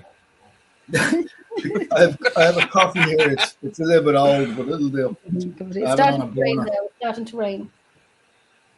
Yes, it's starting to rain. It's annoying. I mean, it could be worse. I mean, look at the weather around the world. I mean, it could be like what happened in Hawaii with all the fires and stuff like that. But we all know that was man-made. We all know that was Did you see the video that's come out? Where is it? Is it Turkey? The video of Turkey with the lines coming down, and it's over the mountain, and you can see all the fire. You can see all the fires starting. That's at night time. It looks like it's That's old actually. That footage is old. I've seen that a year or so ago. That's definitely an overhead directed energy weapon attack. You can see it hitting the lines. You can see a beam even in it. It's very well done if it's fake, but I don't think it's fake at all. It looks perfect. It sounds perfect. There was a recent thing I seen on one of the groups, and it was a ship flying, and it was so fake because of the sound effect on it. Yeah. Ships, modern technology doesn't have that sort of sci-fi. It does. You don't have that type of sound effect at all. Yeah. They're silent. The ET ones are silent anyway. Maybe the reproductive ones have a hover and a hiss out of them, and when they're lower to the ground, there's an aura that comes off them. But the ET ones are more advanced than that. They don't make the sound at all. So anyone that's faking stuff with Hollywood sounds in it, it's a dead giveaway when you're looking at stuff on YouTube. Oh yeah. Right. I've got one to ask you, right, and I've had theories about this, right? Remember the videos that were out in circulation of the weird noises in the sky? Yes. Remember there was the one with the forestry workers in Canada, and that was actually real. The forestry workers in Canada, they could hear this. It was like weird horns going off in the atmosphere. Now, there was other ones round about the same time. But remember, round about the same time before it all happened, War of the Worlds was released with Tom Cruise. And Yeah, it was remember the just tripods, after when they come into attack, they would play Yeah. that kind of horn. Oh, right, yeah. But, No, but you know what I'm talking about? Yeah. But some of it is actually reported to be real. Because it happened in Scotland. I ken somebody it happened to, and they were up the north of Scotland, and they were sitting, and there was nobody about, and it was a beauty. You could see the mountains, and they could hear it. It was like, whoa. It was like something in the sky. It said it sounded mechanical in the sky. What is that? Is that the energy weapons for Harp or something? Is that what that is? It could be. Infrasound is low frequency sound. Whales can contact each other with it and stuff like that. Yeah. We wouldn't hear it. Elephants can hear stuff, and elephants will be able to detect a tsunami before it happens. They can sort of feel it, you know. Yeah. Yep. We can't hear that. Infrasound is different, but if it vibrates on something, you'll get a sound coming from it. So the effect or the artifact from infrasound can cause that vibration that you're hearing. Yeah. Or there's a possibility it could be tectonic shifting plates. I don't know about that. That sounds like a plausible theory. But to be uniform with a sort of woo, woo, woo, woo, woo, that's more of a frequency than a tectonic thing. Tectonic things tend to slip, you know. So it's a plausible, but I tend to lean at it. It's a frequency thing. And again, if you narrow that band and you can adjust it up and down, it can be used as a weapon. Like everything can be used as a weapon, I suppose. But, Yeah. Especially sound and frequencies, they can be used as weapons so easily. absolutely. I've personally heard those Crowd control. things around here, and everybody just assumed that it was construction crews, and I'm just like, when the hell did the construction crews start sounding like the tripods from War of the Worlds? Yeah. Well, the other thing is underground construction is or demolition, depending on what's down there, to be demolished. I don't know what that sounds like on the surface. So that is another possibility, but I assume it'd sound more like an explosion. Unless it's a series of them going off, you know? Yeah. I think the official little theory that was going around was that it was something to do with the auroras, if I remember correctly. Yeah, I have that. Okay. I mean, Well, it was a that's bit possible. strange. Yeah. I mean, you can get It was sound a in bit the strange. atmosphere, yeah. Right. Oh, there's your dog snoring My there. dog. But it was a bit strange. It was a bit strange. It was the dog snoring. And I took my microphone on at the wrong time. That's my chihuahua's snoring. Whatever she's doing. I was just about to say, what the fuck? Oh, It sounded just like it. She does it all the Oh, my time. God. Does it all the time. You know, big trombone, you know. Look, it was a bit strange that War of the Worlds came out like a week before all that started to happen, right? It was a bit weird that. I mean, yes, it has happened. There is actual cases where it's happened.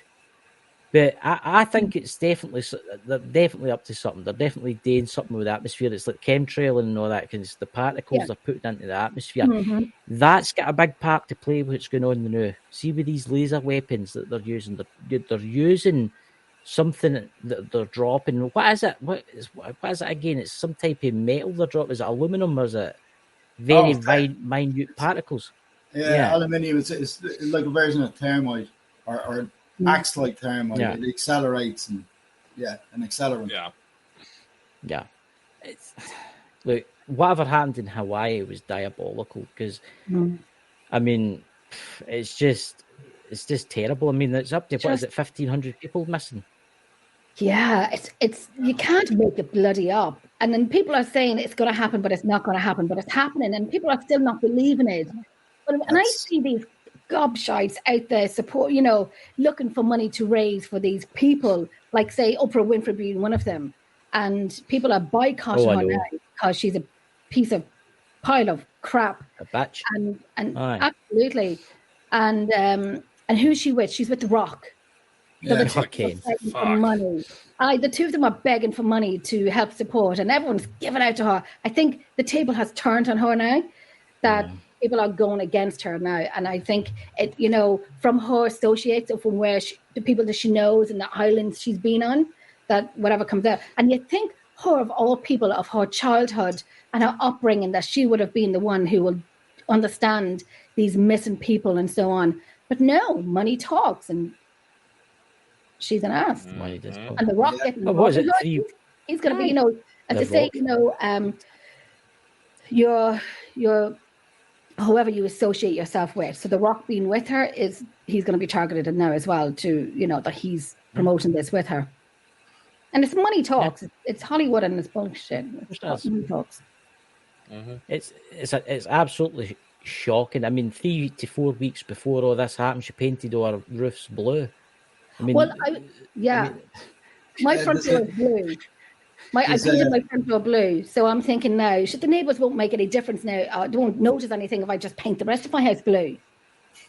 Might as well match the rest of my door. I would have started my windowsill blue. Huh? There's a female walkthrough video. There's a female walkthrough video where they're explaining it with the blue and this blue tarp, 10 millimeters thick that goes over your house and this, that, and the other, and it's months old. They were giving it out to certain people, and it was available for the public, but I'm sure that all the celebs sent that video, promotional thing, we'll do it for you, blah, blah, blah, Yep. They were well, you can look up that video if you want. And it's all that blue, and it's a special covering, and it's for fireproof, and it's this and it's that. Why were they recommending it? I know, and I seen the video as well during the week, and where there was material on a surface, saying different colours, but one of them was blue. And you see this laser burning through every one of them but the blue. And I'm thinking, I bet you I go up to home base now and all the blue paint will be sold out. Unless I'm ahead of the rest of the people, and I just say, I have all the blue in the shop. Why? I just like blue. And just paint my house blue. It's good to know that in an energy weapon attack in my street, my recycling bin will be survive it because it's blue. It's the same colour as blue. That's only that type of energy weapon. Different colours, different frequencies. But obviously we know that the dangerous one, that one, blue is a good one, Yeah. I'm just going to kind of slowly go into the whole blue thing. I might even dye my hair blue next. Blue hat, jacket, I know my hair was blue before. I think I might go back and dye blue tomorrow, so my head will be safe a little bit anyway, at least. The rest of my body will be zapped. But soon everybody's going to start painting themselves like Smurfs. Yes. Or that music video. What's that music video? It's out of Germany and they're all blue. The Blue Man Group? The Blue Man Group, yeah. Blue latex, that'll be true roof now. Yeah. But I'll actually see this. I will say this. It was actually Jenny that said to me about this. The Simpsons. Yeah. The Simpsons. What are they on? Who knows what? Who do we need to take into a cupboard and say, we will not let you go? Speak. Who knows? Well, who knows what? From the Simpsons. That was my really bad German accent. The Simpsons writers just say that they happen to have a team of very smart people paying attention to come on. Oh, that's on. No, that's literally what they put out for themselves. What about I can't even say his name, Nostradamus. Nostradamus. And then there's an older woman as well who predicted the future. She's blind, but she predicted the future. No. Baba Yaga. Oh, no, Baba Yaga. Baba Yaga, yes. Yeah, Baba Yaga. What about these people? That's it. But how do the Simpson people know? And the smart people, but do you reckon, this just popped into my head now, do you reckon that, as we all say, and many have said, that there are alien species living on Earth, that they're telling the people in The Simpsons to, what cartoons to make up or stories to make up to give us a little bit of a hint. I'm going to start watching The Simpsons, and I'm going to start buying non-perishable foods.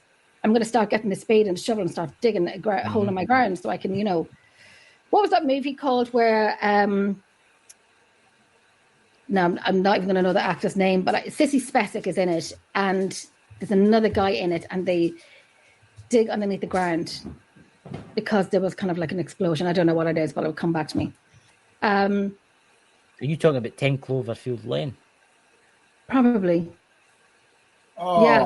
I haven't seen that, but that I think that might be the plot, yeah. Is that what's the other guy's name in it? Oh, I forget his name, but John Goodman. John Goodman. I think so. No, I don't know. Let me have a wee look. Hold on. I must admit, with The Simpsons, but somebody told me this No, once. not Somebody's John right Goodman, into. I can. There's a couple of YouTubers I can. They're quite big YouTubers, and one of them was telling me one night. I was talking to them on Facebook, and these guys are into the Illuminati and all that kind of stuff. And they say, I actually get into the conversation about The Simpsons and how they were predicting that. And he says to me, that I know the these movie. people that you can't see, these people, the people that control the world, they like to tell you what they're going to do before it happens. Yep. Mm-hmm. It's the same as the Twin Towers, because there was things like, was it the dollar bill? If you fold it a certain way, it shows you the Twin Tower, and then if you fold it another way, you get collapsing. Yeah, I think that. Yeah, it's freaky. See if you get a British English. It's got to be English, by the way. You get the English £20 note, and you put the two of them together. It shows you a cell phone tower, and it says at the top 5. And then reverse side, if you bring it down a wee bit, it shows you the virus. It does. Really? It shows you the virus. But you've got to use English money, because the Scottish £20 notes are different. Yeah. From from the UK one. Yeah. Yeah. Movie's Still called legal tender, but Blast from the Past. Movie. It's called Blast from the Past. Brendan Fraser, Alicia Silverstone, Christopher Walken, Sissy Spacek. Yeah. So it was just when they kind of dug underneath the ground, and yet nothing really happened. Yeah. But anyhow, There's another thing that I wanted to say as well. Last year and the year before, and maybe say 3 years ago, and I don't know if docs of you know of this as well, because it happened in Ireland, where there was lights in the sky, but it wasn't just your lights going across. There was zooming up and down, like cars, but there was no clouds. It was nighttime, obviously, but there was lights. I'll have to look up a video for you. But there's lights in the sky, and they kind of zoom up and down. Do you know where it was? Oh my gosh. I don't know. Louise, I think Louise is watching. Lulu, give me 1 second, love. I think, Louise, I don't know if you remember where it was, because I know we spoke about it last year. Shannon, I don't know. I will look it up, and I will send it on to you. I think one of them was in Dublin. Another one was in the west of Ireland, which is very common for sites. But it's one was Yogi. I need to get him muted. He's having the moment. He's feeling. Oh. Don't take away his picnic basket, mate. They're all coming off, and I'm going to use them as put lights inside them so they can flash when I go on location. And then my cat needs to be. Donegal. That's the one, Lulu. But they love the Cork and Kerry Mountains. Yeah. But did you remember them, Lulu? Where they were it was like a normal. There was no clouds in the sky, nighttime, but there was zooming up and down, and people were commenting. And actually, a few of them were sent to me privately. And as people were saying, it was like a disco, but this is like traffic. I've never seen anything like it. And then people were trying to, was it the weather? Is it a thing? You know, where you have these clouds and there's different, names to them, and they have the blue ring around the moon, and that's just because of icicles and so on. But this was like traffic going up and down. It happened 2 times. Anything moving fast, obviously, isn't going to be any type of phenomenon like that. What I have seen a lot of people reporting before, and this is quite often, I see a lot of stuff on the internet, where it's a light display hitting the clouds, because it's too uniform. When you see 4 of them split off and then going around and come back in again, and if you look at what's happening, it's reflecting off the clouds, and it's a light formation from the ground that's projecting up. If it's anything solid, or if it's producing its own light, you can see the difference. Reflection off a cloud is one thing. If it's producing its own light and it's moving fast, and faster than a plane should, or anything that we be normally used to, it's definitely not some kind of phenomenon, you know. Okay, it's not I'll like get coming you. through anything or, you know. I'll get some of the videos and send them on to you. There was another thing when I was saying, and I've said this a million times, when I was younger, there was something not similar but different, if that makes sense. And there was 3 of them. There was only 3 of them. And I was only a teenager, and I was coming home from my friend's house, and I seen something in the sky. There was no clouds, nothing for me to see in the sky. I just said to my brother's friend, what's that up in the sky? Anyway, everybody came to our house.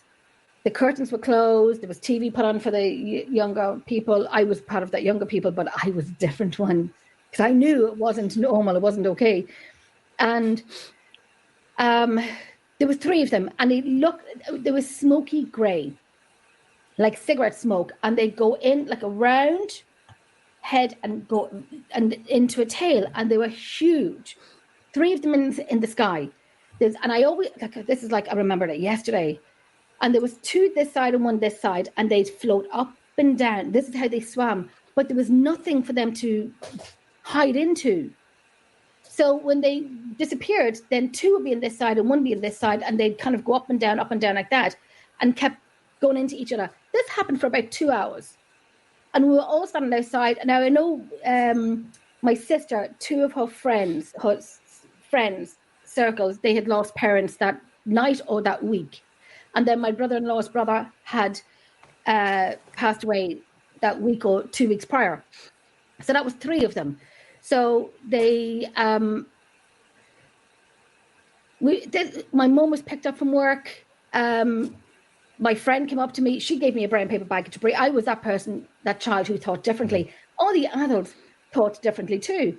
And at one point, we were standing outside. Our front door porch was just being built, so there's bricks there, and we're all standing out looking at these 3 things, just kind of going in and out, in and out. And if they were down on the ground with you, they would tower over you. My family's home was on a main road, but there's an empty field across it where we used to play as kids. So there's nothing in that factory. And we're all standing out looking up. One, if you blinked, you would miss. And I always get that kind of feeling when I think about it. One shot down, went through the hedge. You can see it going through the hedge and shot right back up. We literally screamed to the point others were pushing me back so they can get into the house. I was about 14 or 15 when that happened. Yes. Okay, That's yeah. quite interesting. That is. Could you do us a favour? Could you do us a favour, people in the chat? Could you please give Jenny's channel a wee subscribe? I've put the link in the chat. They're nearly at 600 subscribers. I know. Yes, we're getting there. Thank you. We're getting there. Yeah. We're getting there. Thank you. You could see it coming through. So these weren't any lights that you would see in the sky, like normal lights, if that makes sense, or, you know, spotlights or anything like that. Yeah. You could see one because they knew you were looking at them. One shot down through the hedge. You can see the light going through the hedge and back up.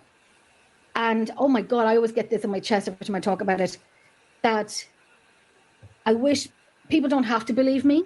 But I know, I'm not here to blow smoke up my own arse about what I've seen. I know what I've seen. I just wish, and I've drawn pictures of it many times, and I've colored it in many times. And I remember as a child, and I was too young to even know anything about aliens. Again, a family of 11, I'm always the different one. I remember being on my bunk bed, you know, the old 11 in my family, you know, cram us all into one room, can't breathe, can't move.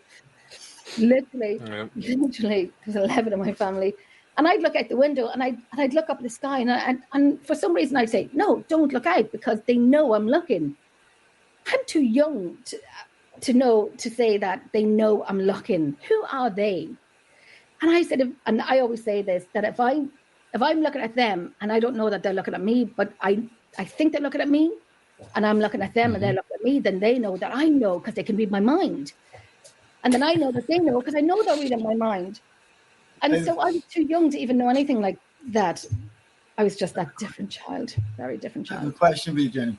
Aye. The lights, did you ever consider were they actual beings or were they controlled technology? Like, did you? I would say they were beings. Yeah, it sounded like you were describing more what a being would do. That sort of interaction. Yeah. I think anyone I was with that night would not remember it. I remember my sister coming downstairs and said, Jenny, I listened to the radio in Dublin. It was just, they're having a party in Dublin and, those laser Hollywood beams, they were just that. And I looked at my sister and I was like, I'm one of the second youngest, but smart in that kind of sense that I ain't stupid. I am not stupid. And I looked at her and I said, these, you can bull crap me all you want, but I know these were not those spotlights. They were not the spotlights. Doggies, you're all going to get into trouble now. These were not spotlights. These left the sky. I know I'm giving out to my dogs.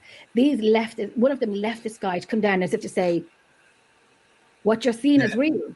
It's kind of like, I don't know, one, to scare us or two, to prove themselves. And it stayed with me forever. And I always say the same thing. Every time when I talk about it, it's the same thing. To prove it definitely wasn't a projection from the ground. A projection from the ground can only come back to the source where it's coming from.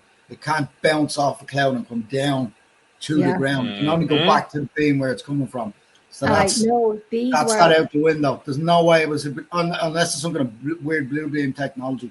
You cannot bounce light off a cloud to come back down. It has to go back to source. Yeah.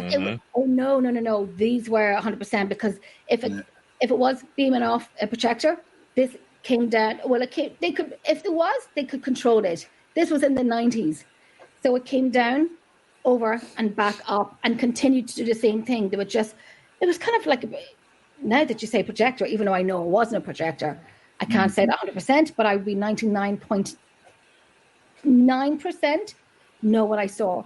And it was in the 90s. I don't even know. I was about 14 or 15. I left my friend's house, but nothing was in the sky for me to say. I remember walking up the garden. I put my left hand on my brother's friend's right shoulder, and I said, "What's that up in the sky?" But there was nothing for me to see. There was nothing for me. I didn't even look up the sky to see it. Nothing for me to see. It was a November night, clear night stars. And then he started saying, "Oh, it's the banshees, And I told him to stop saying that. I know he did. And I went in to the house and I said to my sister, "There's something in the sky, have a look." And she did. And then that's when she closed the curtains, and even she knew it was something that wasn't real. Now, if you talk about it today to them, they'd be like, "Oh, I don't remember. She'll always say, "I don't remember." But that's also where I think it's more to do with it being than a piece of equipment. You don't get that sort of feeling, not off equipment. Yeah. You get it off a being or an entity, all right, but not off equipment. I wonder who they were. I wonder what race they were. No, I don't know, but it was mind-blowing. If I had have known more, because I was only a child then. I was only a teenager. And it's kind of one of those things, I wish you could see the video playing in my head. Yeah. To what I seen that night. I wish you could see it. If I could get someone to help me make it into a motion video, make it into a motion, give them what I seen, and they could, there's graphics, what you can do now in the day. They could do for me. If you could, that would be brilliant. To put it into motion to what we're seeing, and then to bring it down through the hedge, go through the hedge and back up. We screamed. Adults were pulling me behind so that they could get in. And that's when I was handed the brown paper bag to breathe into. See, the UFOs, what were their shape again? Were they like a teardrop across it? Yep. They were like a cigarette grey. Yeah. My dog is drinking water. Yeah, it was like a cigarette grey. It was like a smoky grey. But, hasn't happened since. I like it too, but in the same way before. Just because I'm older and, I'm going to say wiser, but many will disagree with that. I'm older, but I would like... I've seen you rolling your eyes, Dakota. Because the guy, if you want to make that happen with the kind of the video and the kind of stuff, because he knows his UFOs, he does use UFOs. Again, this is just something more. This is just something I've just put teardrop UFO into Google, right? Aye. I don't know what this is. It's like an art thing. It didn't look anything like that, did it? Again, this is terrible. It didn't look anything like that, did it? The coloring a little bit lighter. It was just like just round and goes into a long tail. So it was really wide That's at the beginning, unusual.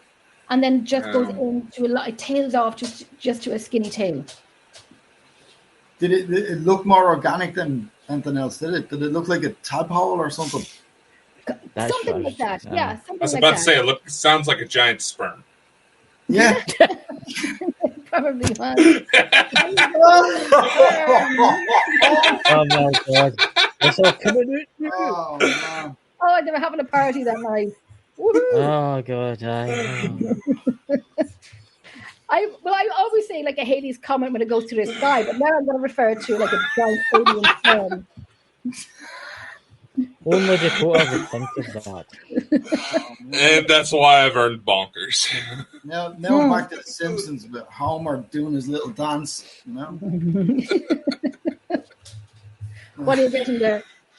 Talking, what's wrong with you tonight? This dog is acting. Oh, God. What's this with this new comet? Is there no meant to be a new comet that you can see soon from Earth? No, you should be able to see it now. Really? Because I was wondering, because when I went out the back, my dad was like, looking about for it. Whereabouts in the night sky is it meant to be? We'll Google that now, actually. I have it on my phone. I haven't looked. I was out earlier just trying to spot things, but I didn't actually check it on the phone. Oh, the only reason I even knew about a comet was because I was pulling up my star app to try to line something up I was spotting, thinking I may have had yet another fucking craft over my house, and I was like, oh, there's a comet? Wish somebody told me. No. I was shocked at that one that I posted the videos of, because that lasted for about 45, 50 minutes.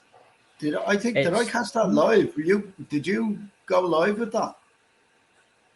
No, I posted it in the Telegram groups right as I was saying that, because I thought it was kind of funny. Just minutes before I spotted the thing, I was talking with Elena. Oh, they're coming. Almost right on fucking cue. There it's there. It's the newly spotted comet may soon be visible without telescopes. The brightness of the Nashmura has increased since the discovery several weeks ago, leading to hopes that it will soon be visible to the naked eye.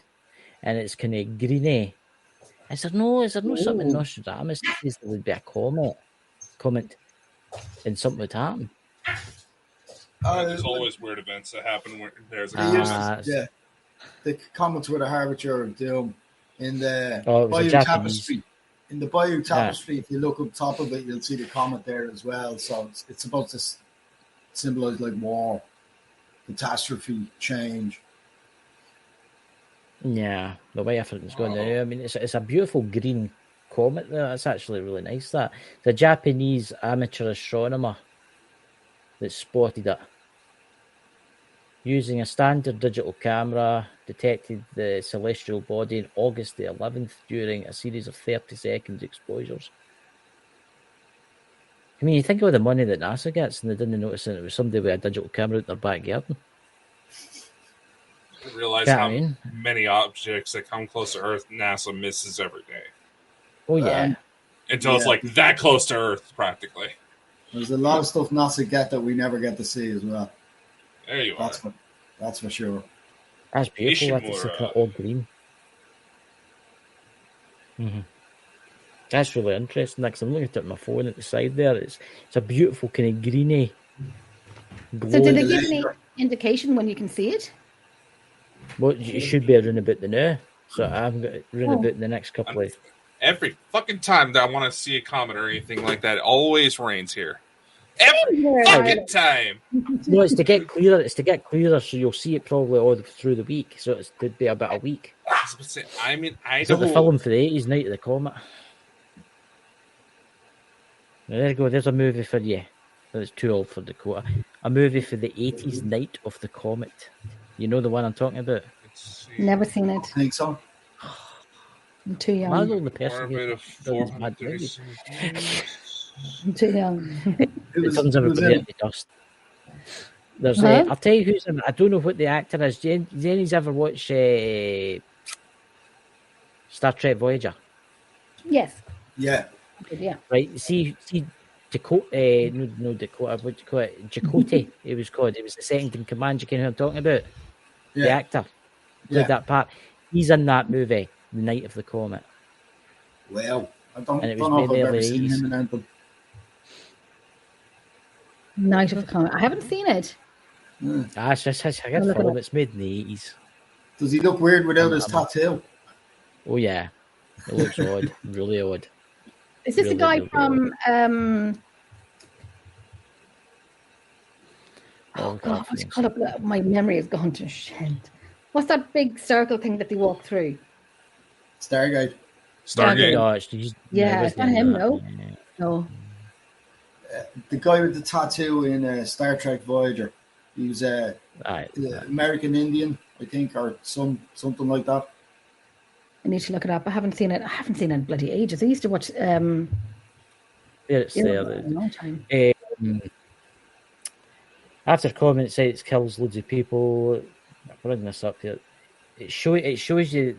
You can see it's a typical 80s movie. It's a typical 80s. Yeah. You know. Oh wow, that looks more. That's before the time was put harp in the celestial belts when that. You know. Robert Bertrand that plays Dakota, or whatever it's called. You know, there's the cast. Right. Well, there we go. But I've watched a lot of shite at the telly. I'm going to put that out there. I've watched a lot of mad movies like The $1 Million Man and all that kind of stuff. Ah, yeah, at least you know, you can bend iron bars and stuff like that. You know? Well, you're a sucker, the A-Team and all that kind of stuff, you know. The A-Team, Fall Guy. Aye. Fame. Aye, Fall Guy, that was a good one. Okay, that's yeah, I know. Come on, Dakota, what TV shows did you watch? I loved Fame. I was a big fan of MacGyver. We're too old for Dakota. You could make a bomb out of a toilet roll holder. Oh, Dakota grew up in the Teletubbies. Teletubbies. Teletubbies. Yeah, so this is the only part that where my age makes it fucking awkward. Where most of the people with this stuff are almost old enough to be my parents. Keep on the UFO subject. What's your opinion on this scientist that's found a part of a UFO in the sea dots? Have you seen that? I'm not sure. There was a couple of stories that I glanced over. If it's to do with what's his name? Avi Loeb, I think it's pronounced. Mm-hmm. Oh, him. I don't trust the word out of him. To be honest, he seems to know what's going on, and he's trying to put a spin on it to advance himself, maybe. I mean, Avi Loeb, is that who you're talking about? Aye, it's found this in the sea. I'm not joking. There's a love heart, and this bit of metal that they found is like quarter the size of that. How the hell did they find that in the entire ocean? I think they've got something else. I think that they've taken a sample for it. Well, of course they're going to be taking samples. They're going to want to observe. But how do you find right in the middle of is it the Pacific? They found this a thing half the size of a penny. Oh, You have to have damn good vision. One, yeah, damn good vision. If something came in from space that they were tracking, they'd have a location on a site. Now, to find something that small in the ocean, you'd want to send out, I don't know how, I'm not even sure if they have an armada big enough to find something that size, even in a square kilometer in the ocean. So I don't know where it came from. It'd need more background on that. If it came in from space, how are you supposed to, tracking something that small and retrieving it, it'd be monumental. They can't find planes to go down, for Christ's sake, you know? I know. Yeah. MH17. Look at MH17. That's nowhere to be found. Mm-hmm. I mean, what happened to MH17? Where did it go? Okay, I mean, it just disappeared. Mm. I mean, the pilot turned off the responder, or did something else turn off the responder? Can the Electrical wee, what do you call it, the malfunction. wee GPS tracker thing? Aye, but they things are designed so even if that plane crashes, that plane can still be found by its black box. Aye. That was turned off. Yeah, but if you're going through some sort of weird anomaly, like some people are trying to toss about, you don't know what the hell you're going to be seeing on the other end of that. Mm. Well, I mean, that's, for all you can, that plane could be lying in some different dimension. For all we know, right now, the folk could all be stranded. well, that footage. Did you see the footage of the plane going through what looks like the three triangles seen and then the that. portal? Now Yeah, I've that's seen interesting looking. That is interesting. Can it be fake? Of course it can. But Yeah. Oh yeah, I find that the fakes look too perfect. And sometimes the ones that look a little bit, well, it's a little bit odd, but it's not perfect. And it might be a different color. They're the ones I give a lot of thought to, especially if it's unusual, something we haven't seen before. A lot of people dismiss the unusual looking ones, where I'd be like, that's unusual. That hasn't been thought of. Have a look at it. And a lot of them are the ones that people go back to later on and go, yeah, we dismissed it at first. It looked too fake. This one looked brilliant, and it turned out to be the fake one because it looked too good. yeah. Yep. You know? Totally. Was it a spy satellite that was meant to have seen it? Was it a spy satellite looking down? Obviously, that caught the video. Yeah, the plane just disappearing with the three triangles. I'm not sure. I never thought of the perspective. It looked like it was taken from the ground, though. But I don't know. It was taken how was it taken for the ground? Because it's in the Pacific. It would have to be on a boat or something like that, and the guy would need to be aiming up all the time for that to be. I'm sure I read it was a military satellite. It was a military satellite that was looking down in the Pacific. I mean, God knows what happened to that plane. It makes you wonder where that plane is, though, because it just disappeared. I know I've actually met somebody that's been the air crash investigator. I actually asked him about this subject, and he says that black box should not have been turned off because those things are designed. Even if that plane flies straight into the side of a mountain, that thing's designed to survive. Well, the black box is one thing. You can turn off a transponder. Transponders are no problem turning them off. But the black box is a different story, all right. You're not really supposed to go anywhere near them. And they are pretty much indestructible. Mm-hmm. But the transponder is easy, you know. That's handy enough. There's reasons for that as well. I mean, you think of all the strange disappearances over the Pacific plains over the years. I mean, do you think of the World War II squadron that disappeared? That was the Atlantic. And it was found. Was it the Atlantic? Yeah, I'm trying to remember the man's Pacific. name. Was it Lieutenant Taylor? Because, yeah. Five Navy bombers or torpedo bombers. Commander Taylor. I think that was the Atlantic. Make fuel and get lost. Was it? No, I'm sure it was the Pacific because it was because I'm sure they were found. I'm sure those planes were found in the Pacific. No, I think it was off Bermuda. I thought that was off Bermuda, that particular one. Aye. But that is the Pacific, isn't it? No, Bermuda's the Atlantic.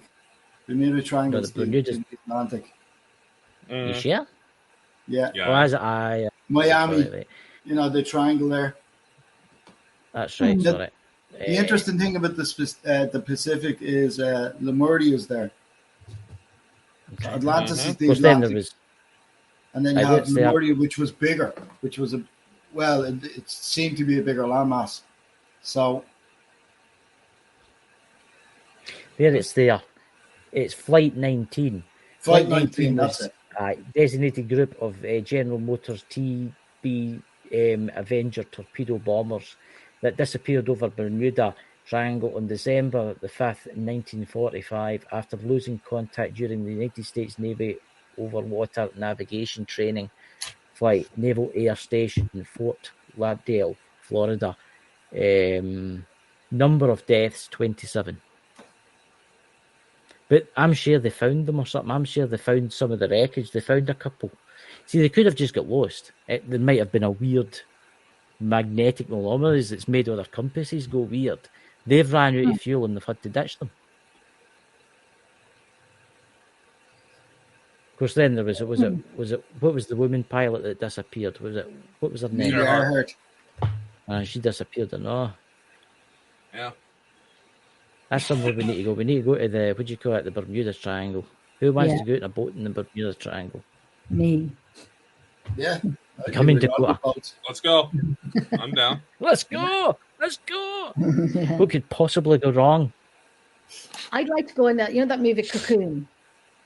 Oh, that's a good movie. Oh yeah. I'd like to go in that when I get a certain age, and just so I could, go a little longer. Oh, Well, the not swimming certain pool. age, because when you come back, then you just degenerate even more.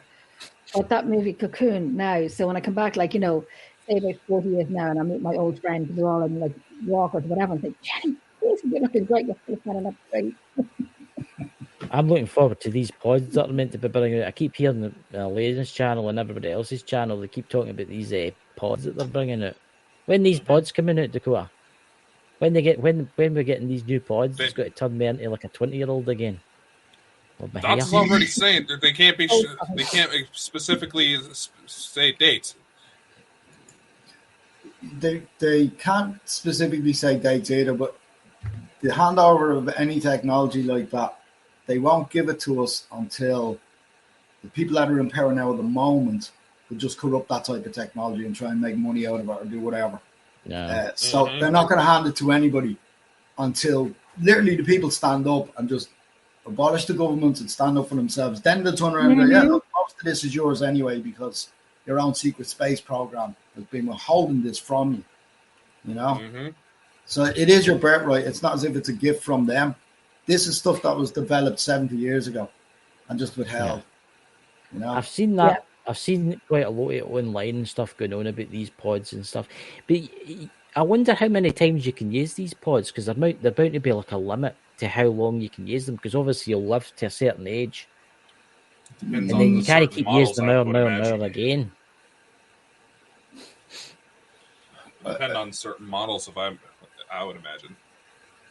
Would you want to keep going? I wouldn't mind living to 500 or something like that. That would do. Well, that's quite possible. I mean, that is achievable. 400 is a pretty good number, and our species is capable of that. That's absolutely possible. Even 1,000 isn't out of the realm. See, that's just crazy. Imagine living 1,000 years. Imagine humans in Earth living to that age. That's the billions thing. And billions of folk. If we're changing density with the planet and we go from 4th and then into 5th, time is going to run at different rates anyway. So longer lifespans might mean a completely different thing at that time rate. I don't know what that looks like now. I'm just speculating, but it seems to make sense, and it seems to be what the feedback is. But I'm whatever age I am now, and I tell you, my body is snap, crackle, and pop just getting out of bed. Could you imagine me 800 years old? I just but you wouldn't look it. Moisturize me. You wouldn't look it.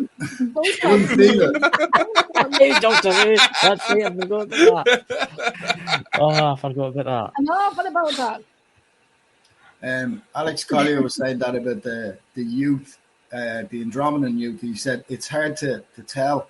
He said because they look 15 and they could be 400 years old and still in school, Oh, they look 15. Mm-hmm. Yeah. So he said he said it's hard to even tell. He was told that the youth were listening to particular jazz song that he'd introduced to the Andromedans, and he'd heard that the youth were listening to this music, and he said, but I'm not sure what the youth are, what they look like. He said because they could be 500 or 600. I was just laughing. The youth is 500 or 600. Holy crap. God, can you imagine living 1,000 years there? Can you imagine what you would see? You would see the humans colonize space. Yeah. God help the rest of the extraterrestrials out there, that's what I'm going to say. Hop into one of them beds and you'll see it yourself, Aye. Yeah, and I'll be then climbing in and shutting the door. and maybe at some point, you know, anything in the paranormal, like let's say the paranormal, when we do investigations, you know, for the afterlife, that we could sit face to face and, you know, talk to some of them. Sasha, come here, baby, and talk to some of them within those thousands of years, because I know, like, you know, we have Einstein or whatever. I've just adopted a new kitten. Within this conversation, I've just adopted a new cat. Oh, Yeah. Dakota's got loads of them. He's like the crazy cat man. I've Like just America. adopted a new kitten. What, So that's all I need is another cat. But I mean, this kitten is like tiny. I'm listening to your conversation, but I just adopted a new cat. Yeah, because I just need another cat. Anyhow, apart from that, what were we talking about? Whatever you were going on about. I chopped from one conversation to another, and that's why you were talking about getting to meet dead people because you're having the technology there to speak to like dead people. And then sitting and talking with them. Like I have seen, and Lord Jesus, I have seen, I have heard, I felt.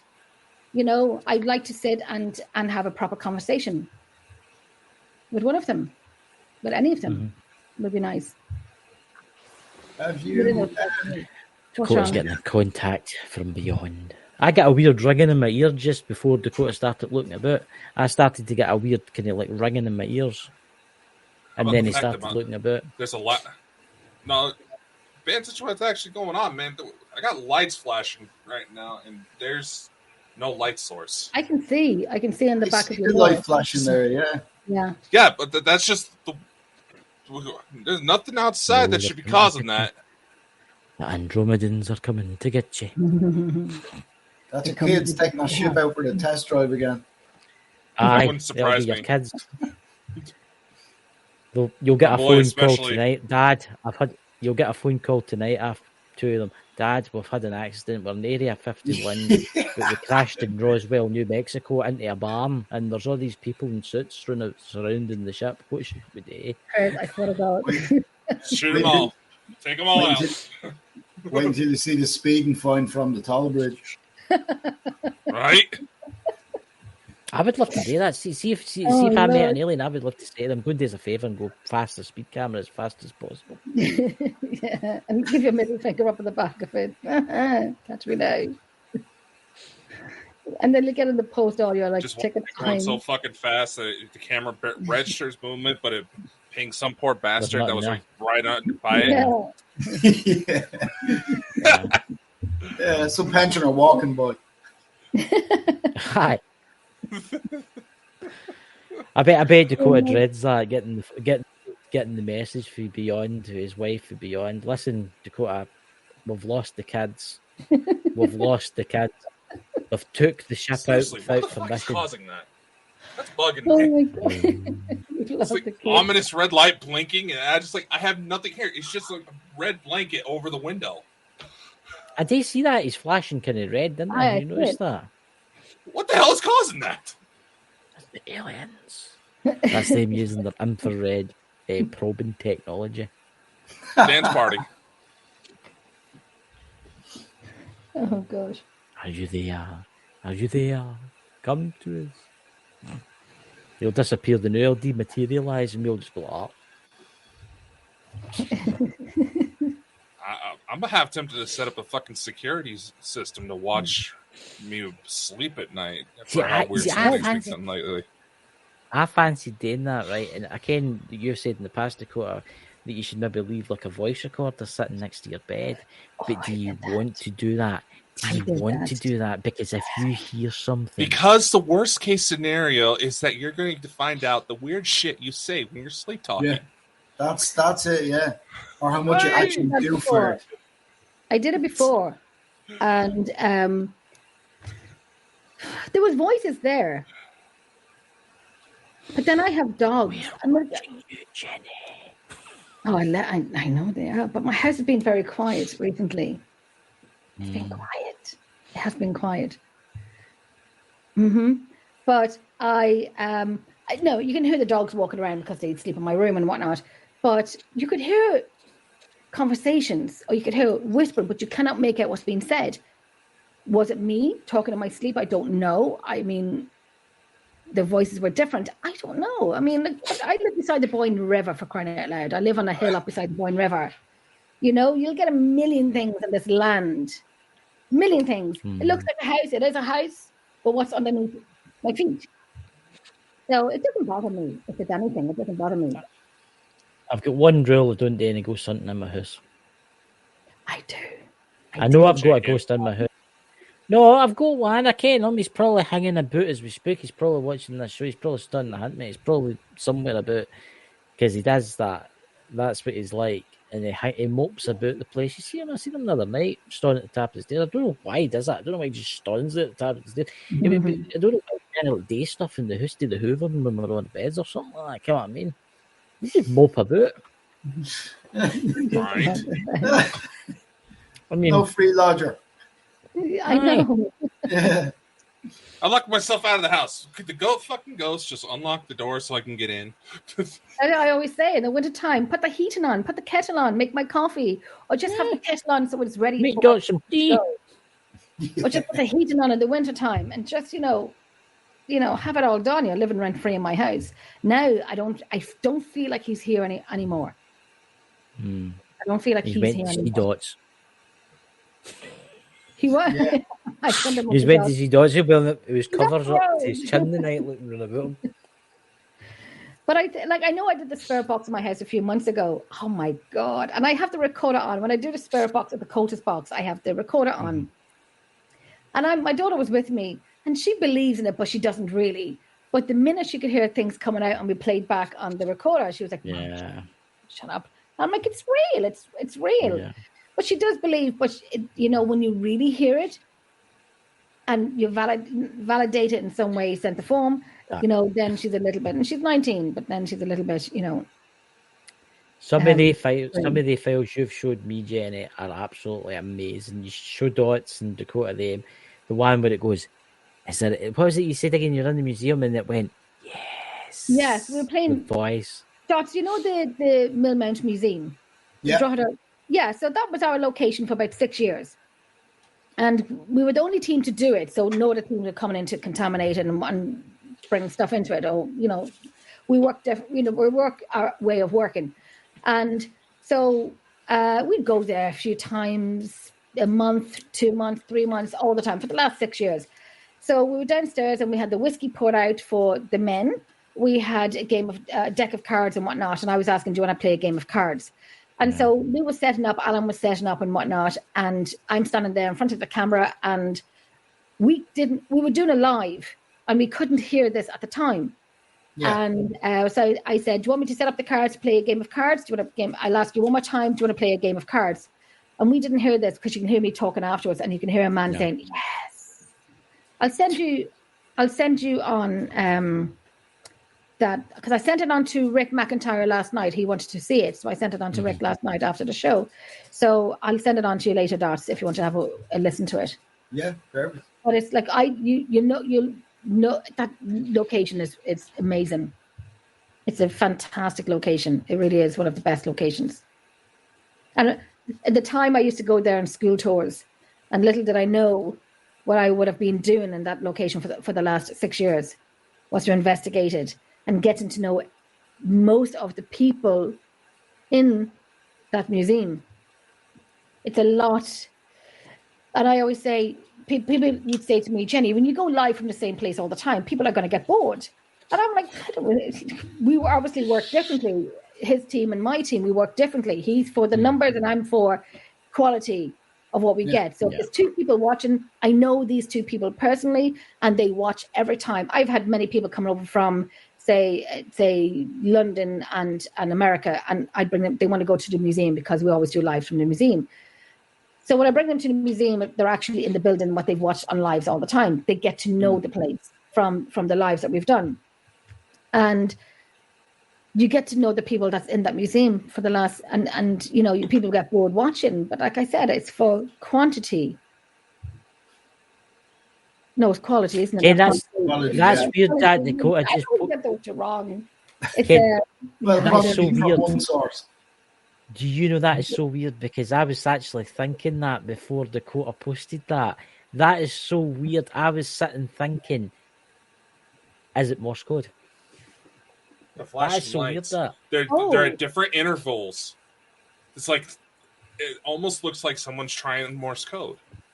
So I'm trying to write it Okay. down as we go, see if there's anything there. I know. I don't know. It's It's just a thought. Yeah. I noticed it for a little bit before I said something, but a friend of mine knows Morse code. He used to be on my team. He knows Morse code. He works in the lighthouse. yeah. So I can send this live on to And him, there's- and he's coming back out There's soon. been several reports of UFOs responding to Morse code. So Mhm. it's I quite know when we- interesting. When you go, Jenny? Sorry. Oh, sorry. No, I'm just saying. I know when we used to go to the museum, and we had Aiden with us, and there was a Morse code machine there. I'm going to call it machine. I don't know what it is. Tool. And so he'd always kind of like tapping it because he works in different lighthouses around Ireland. So he that's his life. That's what he loves. Like, he's a young guy. He's going to come back out with us in September. But I can send him on this and see if he can make anything out of it. I don't know. It's just a thought. I'll It's send it quite on to him. interesting because it was. Things. It flashed and then it stopped. It was like it would hold, then it would Aye. flicker. It was like, yeah, Yeah. it had the same Yeah. pattern, like it was Morse code. I'm just thinking, Yeah. what would happen if we try to put that into a translator? Oh my Is there gosh. something there, or if I'm I shooting blanks? There you go. I only know SOS, and it's built into a torch, and when you switch it on, No. Yeah. it's the only reason I know it. Press the button 3 times and SOS will come up. Yeah. That's what Yeah. I do. Could be light frequency, Yeah, maybe Lulu. that. Light frequency too. Google that. Good. Here we go. An A is a dot, a dash. That's A not going to B help. is a dash, dot, dot, dot. A C is a dash, dot, dash, dot. Shut up. A D is a dash, dot, dot. And an E is a dot. Do you want that? You want me to send you that? The picture that I just looked up? No, I'll figure it out. You know anyone in the military, Dakota? There's a lot of military people that know it. Yeah, Yeah. trying to I know. watch you out of the Someone corner else of in the my eye. military, yeah, but she's in America. She's in the military. She's in the Navy. She'd definitely know it, yeah. Yeah, she would, yeah. Unless it's numbers. Because numbers is different. Number code. Still, Yeah, number. Still, it's still I don't know about Morse. that. It's You can still Morse, transmit. yeah. Yeah. It's still Morse. That's quite interesting. Again, that I didn't again. It was number 1 was dot, dash, dash, dash, dash. That's quite interesting. That. I think the newest thing added was a hash key or at maybe, because when they done Morse code, there was no internet. Yeah. The artificial Yeah. intelligence trying to make contact. Stop blinking now. Stop blinking. I've noticed that it just It stopped. would stop for a Yeah. while, then start up again. Like, I don't know. Is there like a repeating message there that is hope? It's like, when is this asshole gonna see us? I'm thinking like my first thing would be to take the bulb out and just check, see if it's wear and tear, if it's old. And Has it started again? The direct light is from the started again. outside. There's no bulb. No, it started. It started again. where's that I red know. light Watch coming from? I have a red curtain. Okay, so the lights from outside. The lights from outside, and it's only 4:30 in the afternoon for me. Oh wow. Okay. Okay, so the pulsating daylight. I know, I right? mean, I mean there's Unless something's outside Yeah. the window. I know there's this is. rain clouds, but that's about it. I don't think I they know- would sporadic like that. I know this is a stupid question. You when you do welding glasses or goggles or anything, just take a look at the sun and see if it's doing anything weird. But don't look with your naked eyes now. Put on Oh some, no! put Yeah. on welding glass or something like that.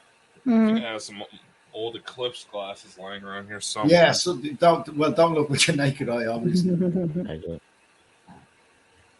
It's And actually whatever quite you interesting do, looking at don't sun. put spray sunscreen into your eyes. The last major Aye, eclipse, God. they had to put that Jesus, warning aye. out. Dear God. Oh no. It's actually quite interesting looking at the sun with a set of welding goggles on. You can actually see sometimes. I used to have a telescope and it had a special bit it screwed on the front, and it was the same glass it was in the welding. And when you looked through it, you could actually see the ejection. You could see the mass ejection coming out. It's absolutely spectacular. It is. And I have a couple of telescopes. Definitely. One here and one on loan, the automatic one. And I missed that, Jenny. What was that? That's Louise on my team. Do you have a stalker using a laser to decode? That's a pretty fucking strong laser. Somebody's on the moon, the moon shining. It's like, shit! Direct energy weapon. Bye! Aye, go and paint your roof blue. I don't have a ladder that can get me up there. You'll be fine. I have one here, but I don't think it'll reach it. Have you got? Oh Lord! See? Oh, the that's crap. This one, different story. Yeah. You point this at the camera now, they just it will ruin your camera and it will blind us. Ruin the I camera. don't know. Oh yeah. On the chip it. I mean, yeah, see. A lot of people don't realise that, but if you shine a torch into your camera, it can bugger it. It will ruin it, yeah. That's it, yeah. Well, technically, that's illegal in this country because somebody was shining them at aeroplanes. So that's true. When you're stargazing or if you're trying to teach somebody, I would never do such a thing. You need a laser. Yeah, I remember the neighbour across the road was kind of shining it into my kitchen, and it was the children in the bedroom across the road, and they were shining it into my kitchen, and they did it once or twice, and I'm like, do it 3 times, they're going to be Canoga indoors. It's handy. It's handy for taking the dog a walk at night. What, the laser? No. It's handy for taking my cat out for a walk. In the garden, the dog chases after the wee dog up and in the garden. You shine it up into the. You sit there and drink a cup of tea and shine it up into the garden. I was in Malta one year and I was on the 4th story balcony and there was a lot of cats that were hanging around, a couple of skips at the back of the building. And during the day, I spotted 2 little lasers. Myself and a friend of mine got them. And that night we were on the balcony and we were racing the stray cats up and down the road with the red lasers. And, of course, the guy in reception went nuts with us, like, you know. But it was a good 20 minutes entertainment until he started screaming. Oh, they had fun. Putting lasers at planes is a very, very bad idea because a lot of people don't realise that aircraft glass is actually... No, I'm no stupid, Dakota. I would never do anything like that. You've admitted it to me on several occasions. No, that was my bloody next door neighbour shining it in the window to try to catch it and all that. But it's see aircraft glass. It's actually reflective because if you shine that in, it'll fractal. Oh yeah, inside. It's the same with a car windscreen. Throwing a flashbang in there. It's the same way. Yeah, it's the same way. A car windscreen. Some car windscreens, it'll look like just a dot hitting off the windscreen, but inside it'll look explode. Aye. You know? Really? Yeah. Well, I exploded when they shone it into my kitchen 3 times, and the little kids went over, and I said, knocked on the door, and I said, "Your kid's shining," and I was telling I said, "I know I have laser pens at home," and I didn't tell her why. I said, "But they're shining it into my kitchen," and I said, "They shone it into my daughter's eyes," and I went on. I said, I went over and I had my moment with them, but they didn't do it again. Mm-hmm. I had it done to me one day. I was driving down the motorway and it came in. And the inside of the car just lit up green. I was like, what the hell is that? And it was kids on the bridge. You thought you were being taken. Dead on the motorway. Yeah. It lights up the inside of your car green. Bad. Dodgy as anything. Because if that gets in your eye, or you lose control for a split second. Yeah. Aye. You know, there is a lot of idea. They actually made the laser pointers, again, in this country illegal. You can only buy a certain wattage now. Again, in America, it's different. You can buy like ones, I don't know about like the EU and stuff like that. You can buy ones that will actually burst balloons. Yeah. Really? Well, you can get you can still get stuff like that here anyway. You can get that on the internet. You know what? There's a guy I know who's it's a purple one, and it'll burst balloons. It'll go through darker colours. It won't go through white though. But it's a very fine purple or ultraviolet color, and you won't see unless you blow smoke into it. You can't really see it day or night. Oh yeah, It's a really dangerous one. It has a lock on the side of it. It looks like a little baby lightsaber, and I don't know where he got it in Thailand, or I don't know where he got it, but he was able to get it delivered here anyway. It's actually quite. I ken somebody that's got like an astronomy thing in their back garden when they look at the the stars, and on their camera, it's quite impressive actually. It opens up. It's on top of their shed. It opens up, and their telescope's inside it. But at the top of the telescope, there's a wee fine laser. Goes away up, and he says, "Watch this," and you can actually it points the laser at a star, and then he goes and looks. It's actually really, really impressive, you know. So, what shows are on this week, Dakota? Do we have any shows this week? Do you have any new shows this week, or anything new releases coming? Oh, well, we shall see. Try and get some people to finally answer their emails. Guys in the chat, could you please subscribe to Emerald Isles Paranormal? Because nearly at 600 subscribers. Are we? You're fairly getting up there. Aye. Let me see. We are actually. Yep. And that's just so that we can go live using the YouTube. Yeah. More rather than we go live using the YouTube and our Emerald Isle page, but more so YouTube as well.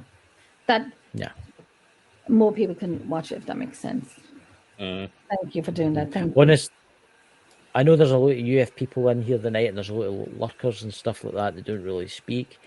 But you want to go and watch Jenny's channel because there's got some amazing footage on there, like apparitions, ghosts, and EVPs, and And honestly, guys, you need to go and subscribe, share, and like. And honestly, these are in for a treat because I was watching some of them the other night. I couldn't sleep, so I was watching some of them the other night. And did our videos make you sleepy? Creepy. Did our videos make you sleepy? Just that boring. Oh, shut up. You better watch Dakota. There's one of these days Jenny's going to get hot again. I'm not going to protect you. I'm just going to let her do her thing to you, you know, and that'll be it. There'll be screaming. Oh, she's an ankle biter.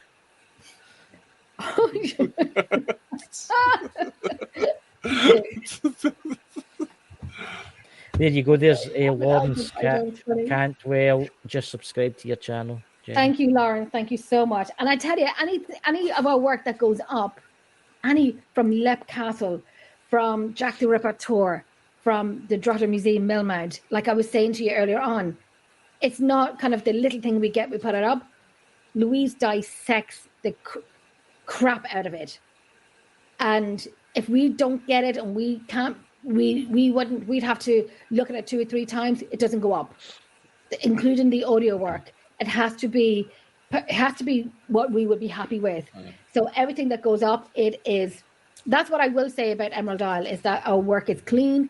And if anybody wanted to question us on any of the videos, we can answer all of the videos for sure. We don't kind of see one thing and just say, oh, it's an orb, it's a shadow, and put it up. It's dissected before it goes up. So that's what we have on the Heather's Emerald Isle Paranormal Researchers. Another subscriber. Thank you, Heather. And so our work is great. And so it's just that we go live on the Facebook page, which is Emerald Isle Paranormal Researchers, and then we want to go directly live onto YouTube without having to use StreamYard sometimes. So, who's it? What is it? That's not Louise. Call it Paranormal Sleeps. Paranormal Sleeps. I will say this because Jenny goes, guys, in the chat. She goes to Leap Castle. Obviously, that's one of the most famous castles in the world. Have you been there? I'm not sure. I noticed that Lar in the chat there who's talking away. He's a very good friend of mine. He's been to pretty much every castle in the country. Nice. And I can't remember what castles we've been to because we used to pick a Saturday or a Sunday and just go out and visit. And if it was abandoned, we'd go out and, walk around. Yeah. Have you been to Redwood Castle? To where? Redwood Castle in Tipperary. Redwood. I don't think so. Yeah. I was at. Oh, hold on. I was at a castle which I stayed in. The O'Toole family owned it, or some relation of theirs. and it was beside Devil's Bit, the mountain tipper area. And I spent a weekend in it. It's half a house and half a really ancient castle, and then sort of a modern red brick in the say 1800s was built onto the older part. It's privately owned. Very interesting place. It was about 1718. But nice. We have to look that one up. No scary stories from it. But it was an amazing place. Now it could be great. I'll have to look at it myself. It was right. Oh, you've changed my. What do you name? Change my name. I'll give it you. Yes, it is my birthday. This is Tuesday. I'll be 18. Just Happy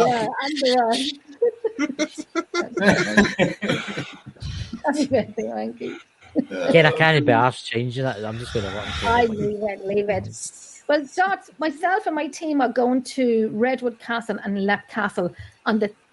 Redwood Castle is on the 30th of January, and Leap Castle is on the 31st of January. We do have a fantastic friend of ours coming over from Washington. He's a YouTuber. So he's going to be staying in Drogheda and whatnot. We are looking for more people to come with us. Only people that we know, not Tom, Dick, and Harry that just wants to come, who has experience in the paranormal and whatnot. The invite is there if you want to join us. You're more than welcome to join us. Either both nights or the other nights. You can join us in Leap Castle or Redwood Castle or both. But are you on Facebook? I'm not on Facebook. You might find an old page there. I can't even remember how to get into it. So I'll find some way to mail you then so we can connect. So then I can give you updates of the locations when we're going. Yeah, sure. We'll talk afterwards. Yeah. Aye, definitely. Yeah, we have another one coming up in September that's very, very, very private. But I'll let you know about that one too because we have to sign an NDA. It's never been done before. Never been done before. We're not even giving the county away where we're going.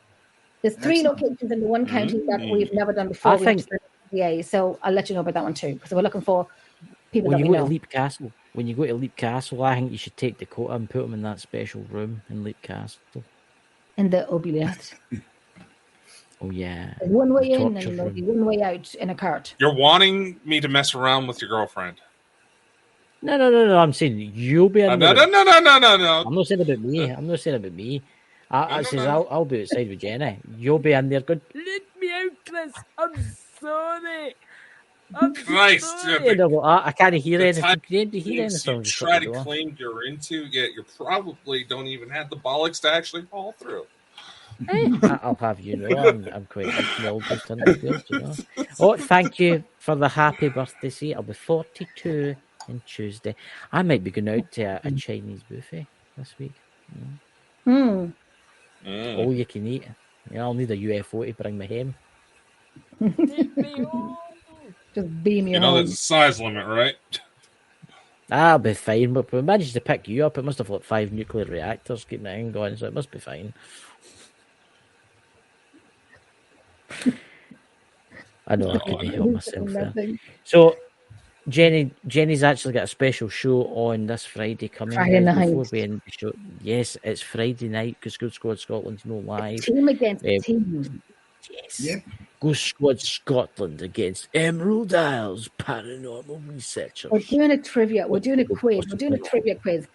A friend of mine, Robin Ramsey in New York, she's going to be doing up all the questions.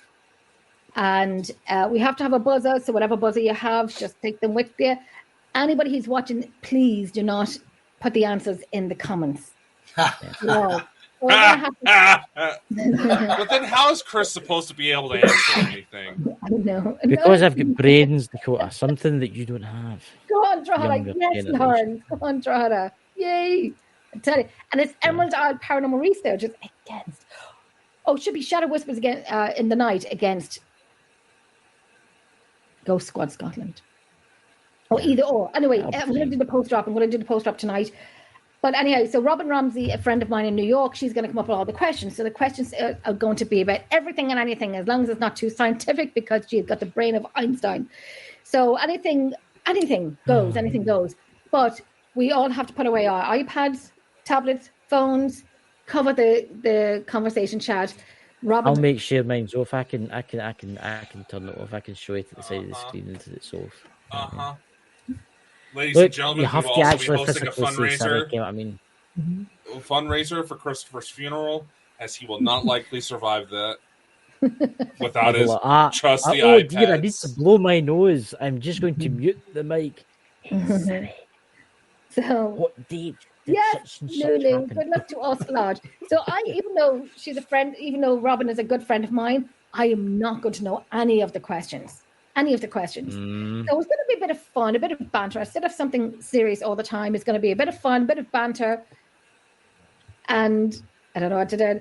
And there's going to be, I have to still come up with, or I'm going to let Robin come up with the forfeit and the prize.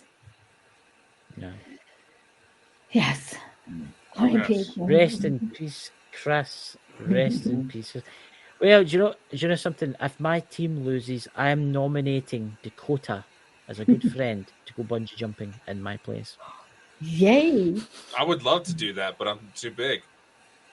Trust me, I've looked I into it. I tell you before, the US military can drop an Abrams tank out the back of a plane. We can get the same parachutes for you. It'll be fine. Bungee jumping and parachutes are two completely different things. One. It'd be Two, fine. the last thing I would want my final moments to be on this earth is squealing like Wile E. Coyote on the way down because a giant rubber band just snapped and smacked me in the ass. That's something that you would have to do. You'd have to get an unbreakable GoPro. In case anything did happen, we could make a fortune in the internet. Could get your subscribers on YouTube. You know, it's been a great night tonight. Honestly, it has been a great night tonight. But I need to be up early tomorrow. You know, me too. The science part is me and now. Like, yes, I'll stick with the animal part. I don't know what Robert will give us, so I'm gonna have to tell her to go easy on some of them. I'm gonna try. I'm not. Poor sheep. What? What? You said something about you, Jenny. Honestly, I think you should hunt him down and do bad things to him. I've got banshee friends, leprechauns. I have 11 sisters. That covers me on the banshees. I have 9 sisters, 2 brothers. You have 11 sisters. 11 sisters, 6 brothers. You're lying. You don't have that many, do you? I wish I was fucking lying. Holy crap. I thought I was bloody bad. Yeah. I say fun. I mean, you couldn't buy contraception. You couldn't get rubbers over here until the 80s, but I mean, you're in the States, man. Ireland is famous for being overpopulated. I wonder why. Let's just say